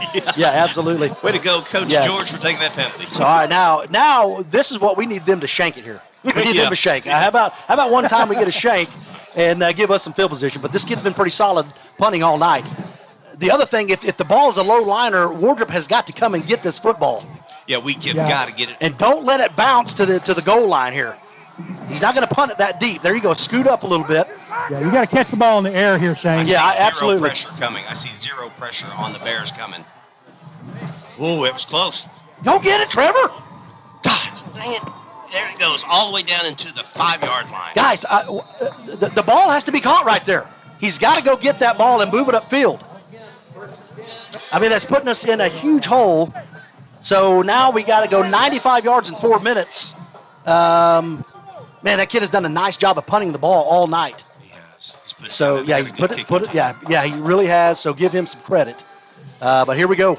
So hey, again, you give tons of credit to our kids, guys. I mean, we played well all night. We're in the position to potentially win this football game if you can extend this drive and punch it in the end zone. It's going to take up some of this clock. So we got 2 timeouts. So there's a lot of game left here. Well, great players make great plays in great moments like this. So somebody can be a hero right now. And let's see which player that is. Is it number 1, Brandon Harper? Is it number 3? Yeah, we got this. Trevor Wardrop. Yeah, Dominique split way out right. So we kind of we got our 3 speedsters out in the trips here. I still wish that Coach Joe could plug into the ear of the offensive coordinator and find one right across the middle. I don't know if it'd work, but I just think that it's something we haven't seen all night tonight. Colin Fisher from his end zone looks to his right, throws downfield. Oh, got a little tangled no up flag. there. Okay, He was yeah, he bracketed just in between the 2 of those defenders. Yeah, just kind of 3 guys there, not much on that. So Colin threw that ball to the middle of the football field. Ball hit the turf right about the 40. Wardrop did run into, but the kid was playing the ball as well. So good no call, I think. What do you think on that one? Yeah, I think it was a good no call. You got Caden Dominy. Looks like he's going to line up in a little bit tighter right now, looking for a play. He's the split out on the bottom. Colin Fisher sits about a yard into the end zone. Looks to hand off to Colin Thomas, who runs over on the right-hand side. Goes all the way out to about the 6-yard line and gets tackled up. Okay, here we go. It's hard because we'll get a chunk play here and there, but we're incomplete pass, and then a short gain sets up a long 3rd down again, deep in our territory. So, I mean, gosh, there's really only one pass is the only thing you can do here, basically. And they obviously know that, so they're gonna bring the house here, put a little pressure on Colin, and force him to make a throw here at this play. Got to be a Shane. 7-yard out. Yeah, what about the middle? Will it be Ball's on the ground. Colin Fisher looks to throw. He throws it up in the air. Oh, my gosh. Yeah, that I don't know. I think the ball was on the ground. He just had to grab it and throw it. Okay, well, we still have lots of time Yep. and 2 timeouts, and there's 3 minutes and 14 seconds left in the 4th quarter. Looks like the Noble Bears are going to try to punt this ball, get it out of the hole, and make their defense do the rest of the job for them tonight, which they've been awesome in this second. They've been awesome all game long. Yeah, so Artez Young is back deep here for the Bombers, number 6. So a directional punt right here. Punt this towards our sidelines. Hey, different punter. Okay, McWilliams is back there, so... That's maybe good and bad just because this will be his first time all year long. Yep, you're right. And he's in the end zone in the 4th quarter. Just get nice little over the top. Oh, the ball goes the opposite direction. It's just They unbelievable. still have the ball inside the 40-yard line. I mean, this is why this field position is so critical right now. We just cannot get it out of our zone here. And our defense has done a great job of holding them, but, man, we are just giving them excellent field position all night. That has been the major factor of this football game. Here we go. We'll just keep it rolling defensively, guys. I mean, you got to give our kids a ton of credit. They've been battling their butts off all night. And let's see if we can get another stop here. We're a long ways from over. 3 minutes, 6 seconds left in the fourth quarter. The score is 14-12. Home team, Midwest City Bombers, are ahead by 2. Irvin looks at his wristband, looks for the play. Looks like he's going to hand off to the left. Tackled right away. Max Savageau on that one right away. Yeah, so just kind of I think we got a timeout. We got a timeout, Bears. Is that what we call it? Yeah, timeout. Max Savageau did a great job of, crashing the end there and making that play on Smiley. Well, we'll take this timeout with the Noble Bears here at noblebears.tv. Noble Bear fans of all ages, be sure and check out the website noblebearfootball.com. Go underneath the shop tab where you'll find clothing, hats, accessories, all kinds of Noble Bear swag, even those hard-to-find hoodies. Go shop noblebearfootball.com.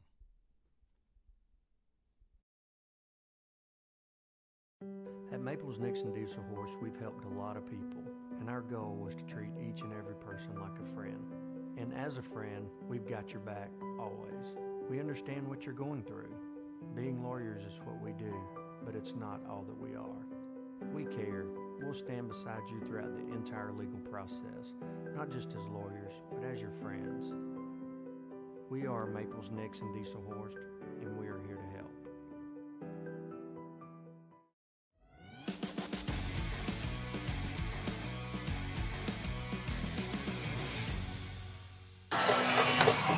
You have joined us live here at noblebears.tv. We're in Midwest City, where the Midwest City Bombers have the ball at about the 36-yard line. 3 minutes left in the fourth quarter. So if you're just tuning in, you've got yourself a barn burner here. Man, this has been a great game to watch all night. Just the grit that our kids have shown tonight has been outstanding. Defense going toe-to-toe here. Yeah, the defense definitely looks like they're pinning their ears back. Looks like the play is going to run to the right. There. Hold him up. There you go. So, middle linebacker Dominy and the rest of the Bears hold him up, take him down. Looks like that's going to stop the clock again. The Noble Bears, they take their second and final timeout. Okay. And so there's 2:52 left in the fourth quarter, and that'll bring up third and long right there, Coach. Okay, so a little bit of third down play, big down. I mean, you got to think they're going to, if they don't get this here, it's going to be a fourth down to go for that as well. Yeah, it's going to be 4-down territory, guys. 4-down territory. We're going to try to keep their offense on the field. So. Yeah, that is true. Even though their defense has played really well this second half, also. Who's that down on the field cramping right now? Both the outstanding guys. Yeah. Oh yeah, I agree. Yeah, I can't tell what number is down there. Gotcha.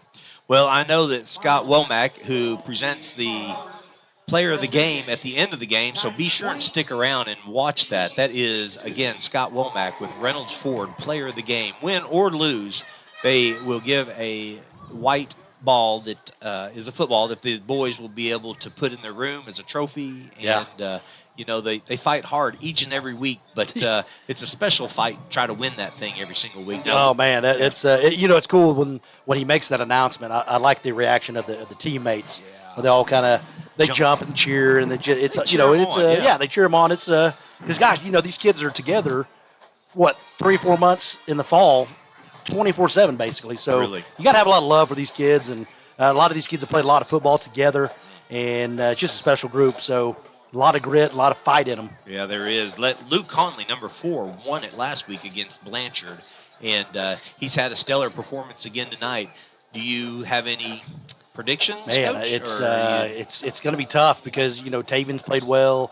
I think Collins played really well offensively. He made some nice clutch throws. Brandon Harper's played well, going both ways. So once again, it's going to be a tough decision to make, but either one he chooses, it's going to be well-deserved. Well, we still have a lot of time left in the fourth quarter. 2:41, and the clock is ticking. There's only 12 seconds left. Why is the clock ticking? We call a timeout.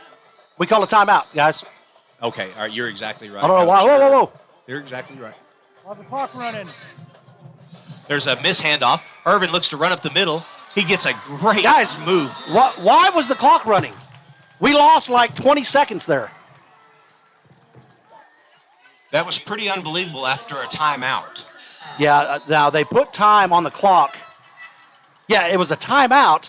The clock starts rolling now. They need to put some time back on this clock. I called the time whenever there was a timeout made. And so there was at 2:43, I think is when I called that. 2:43. 2:43 Okay. left on the clock. Now there's 2:20, and they ran a little play right off the left. It didn't take more than maybe 10 seconds, and they took at least 13 seconds off the clock there. The clock was they were running the clock right after a timeout. Yeah, that's interesting. I don't know. I mean, obviously that's their main job is to watch the clock, right? I mean, there's a guy watching the clock the whole time. Gosh, you know that last play that we had Irvin in the backfield, and he was able to slip a few tackles and pick up that first down. That was a huge play. It was. Huge play. I mean, we had him in the backfield, too, and that brings up first down, 2 minutes, 20 seconds left in the fourth quarter. Yeah, I don't know. Well, now we've got a kid down here. I don't know what's going on, but now we just got to, maybe hope for a mishap, a miss handoff, because I think it was a busted play, too, wasn't it? It was. He turned to his right, and there was nobody there, and he turned back to the left and collided into his running back, and then, like you said, he slipped a tackle, and then away he went. Pick up a first down.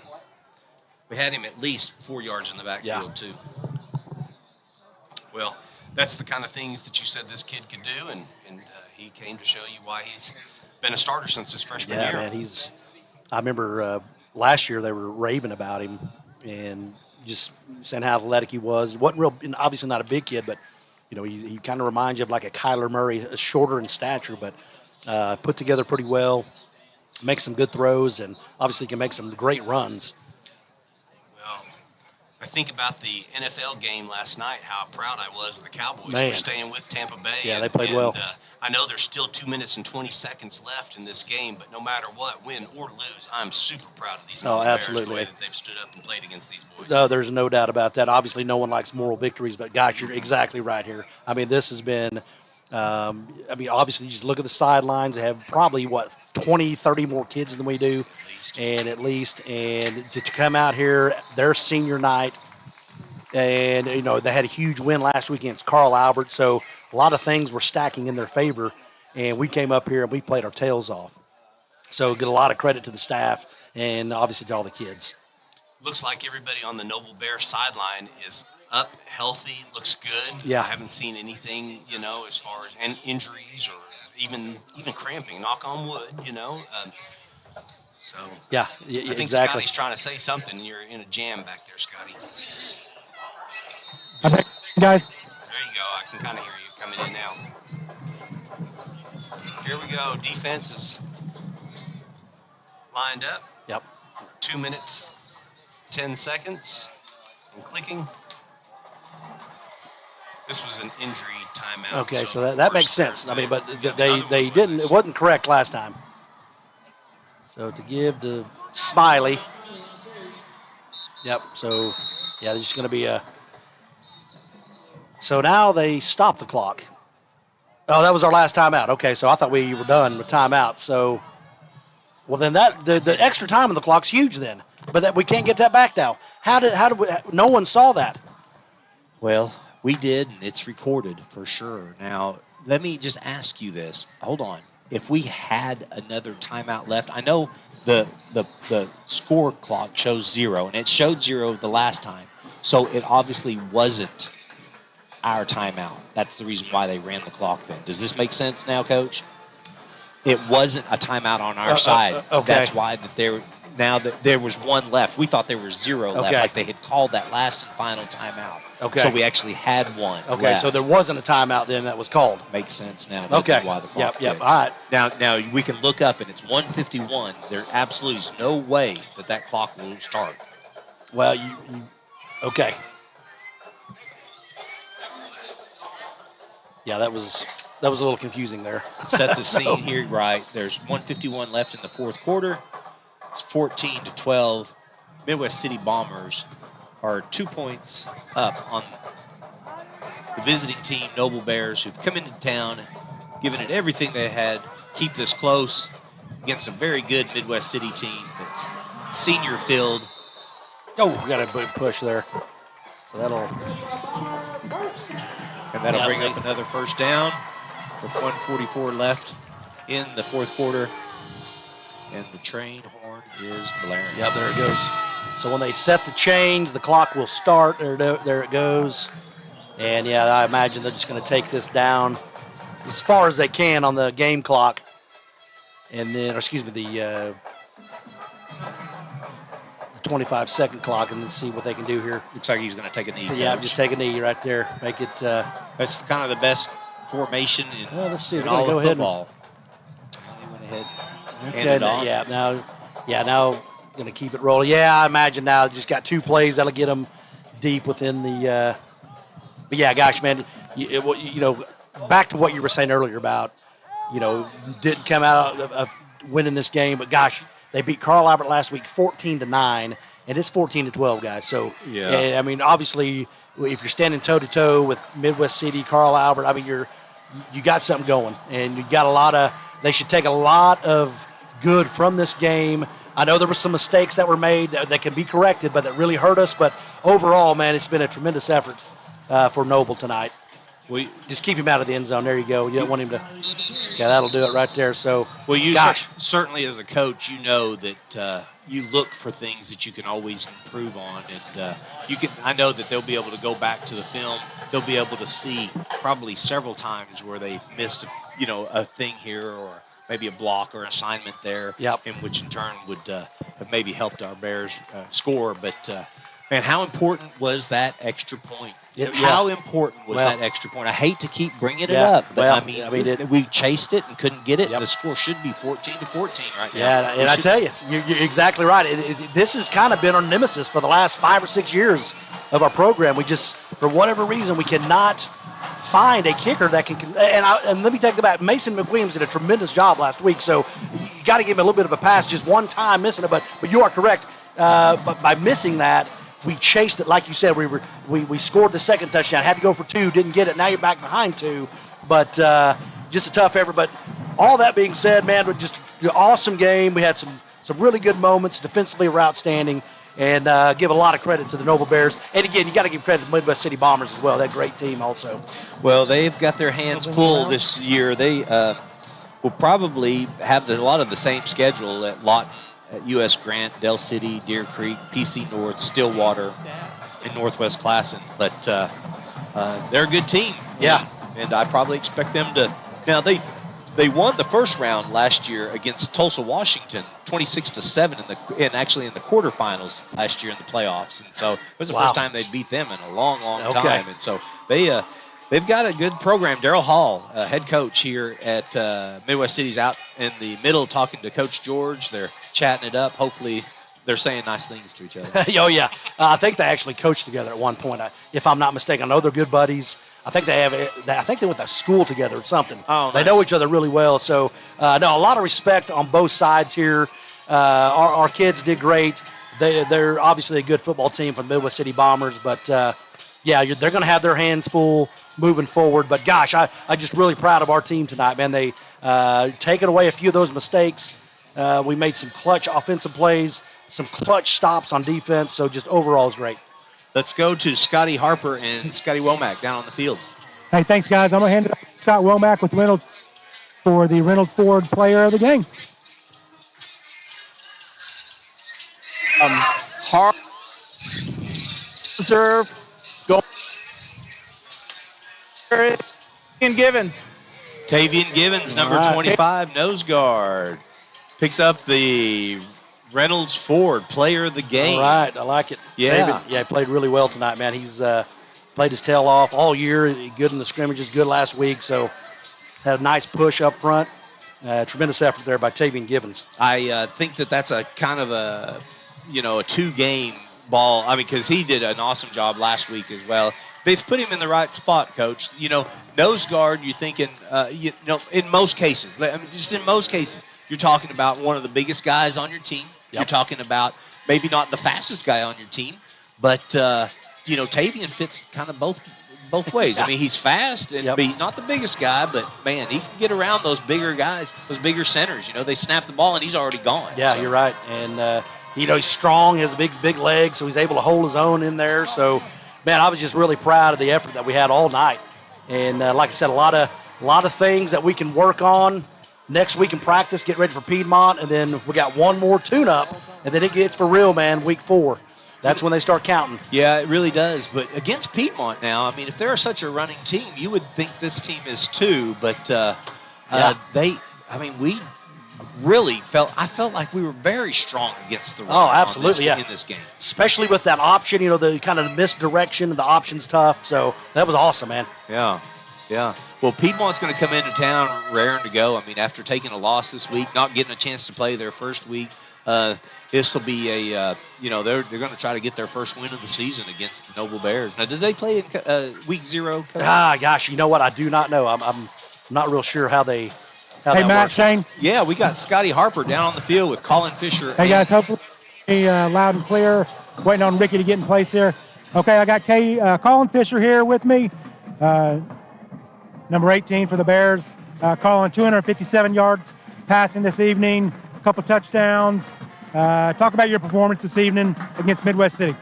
I feel like we did good, but just need to score more touchdowns because 2's not going to do it for most of the team. So. Gotcha. Obviously, field position played a huge role this evening. It seems like we were on this side of the 50 all night long. Talk about how that is for a quarterback to prepare. Yeah, it's definitely harder because you got to get rid of it quick because you don't want to be 3rd and long on their side and get them pinned on their side. So. Yeah, that's a really good football team. So, they beat Carl Albert last week, 5-time defending state champions. So, great job tonight. Good luck the rest of the season, Colin. Thank you. Thank you. Okay, guys, now I got Matt Shane. I have Caden Dominy, senior. Caden Dominy, the Dominator. Caden, talk about your performance this evening against Midwest City. I believe, 14 points against Midwest City, a 6-18 that's going to be in the.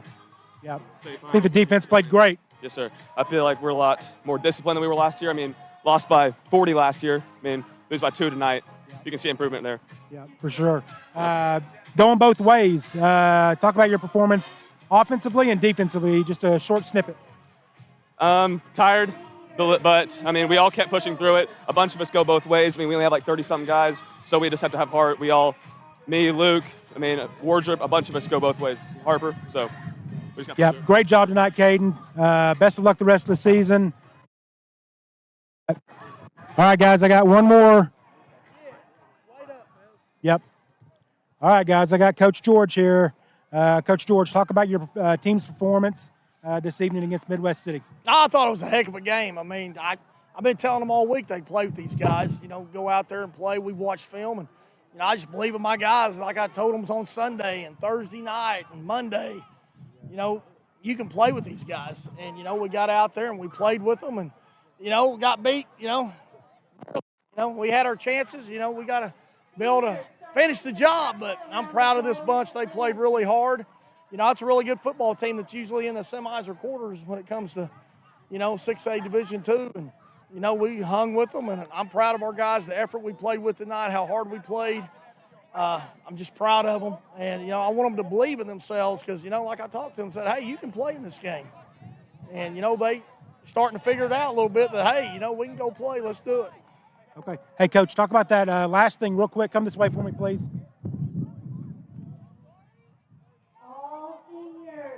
Hey, talk about that play where we had the flag thrown and. I think they said Colin Thomas was behind or in front of the line of scrimmage. He was in front of the line of scrimmage. He wasn't behind the line. Okay. And he was in front, so, it was a penalty on us. Gotcha. Okay, Coach, thank you very much. Great job this evening. Got to be proud of your team. They performed very well. Best of luck next week against Piedmont. All right, thanks, guys. See you. Thanks, guys. Back up to you, Matt Shane. Hey, Scotty, way to do it tonight. You did a great job down there on the sideline. I think I'm missing something here. Yep. I got you, Matt. Okay, Thank you. Yeah. Okay, very good. There we go. Sorry, that was my bad. Oh, I think I had my mic up. Yeah, you guys did a great job down there, and I know Ricky Bobby down there on the camera. He's working hard. This is his second game to actually watch a football game. Okay, awesome, man. Yeah, he's done great.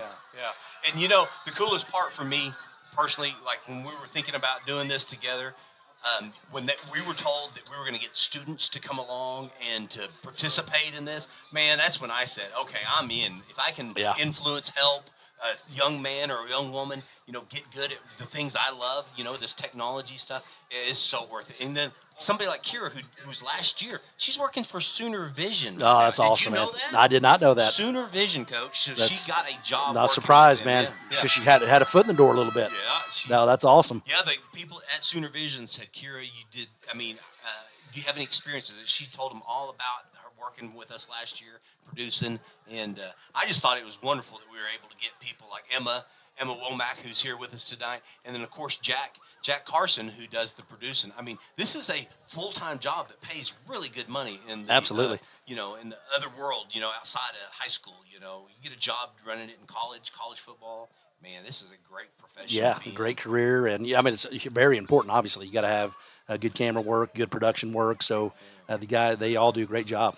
Yeah, well, I love having them here, and you did an awesome job. Hey, we couldn't do You any too, of man. it without David Rowden, though. Oh, absolutely, he's the man. He gets the things ironed out up here, him and Jack. But no, you did a great job too, Matt. You did well done, man. All right, very good. Well, until next week, thank you again for joining and watching NobleBears.tv. Until next Friday, Go Bears.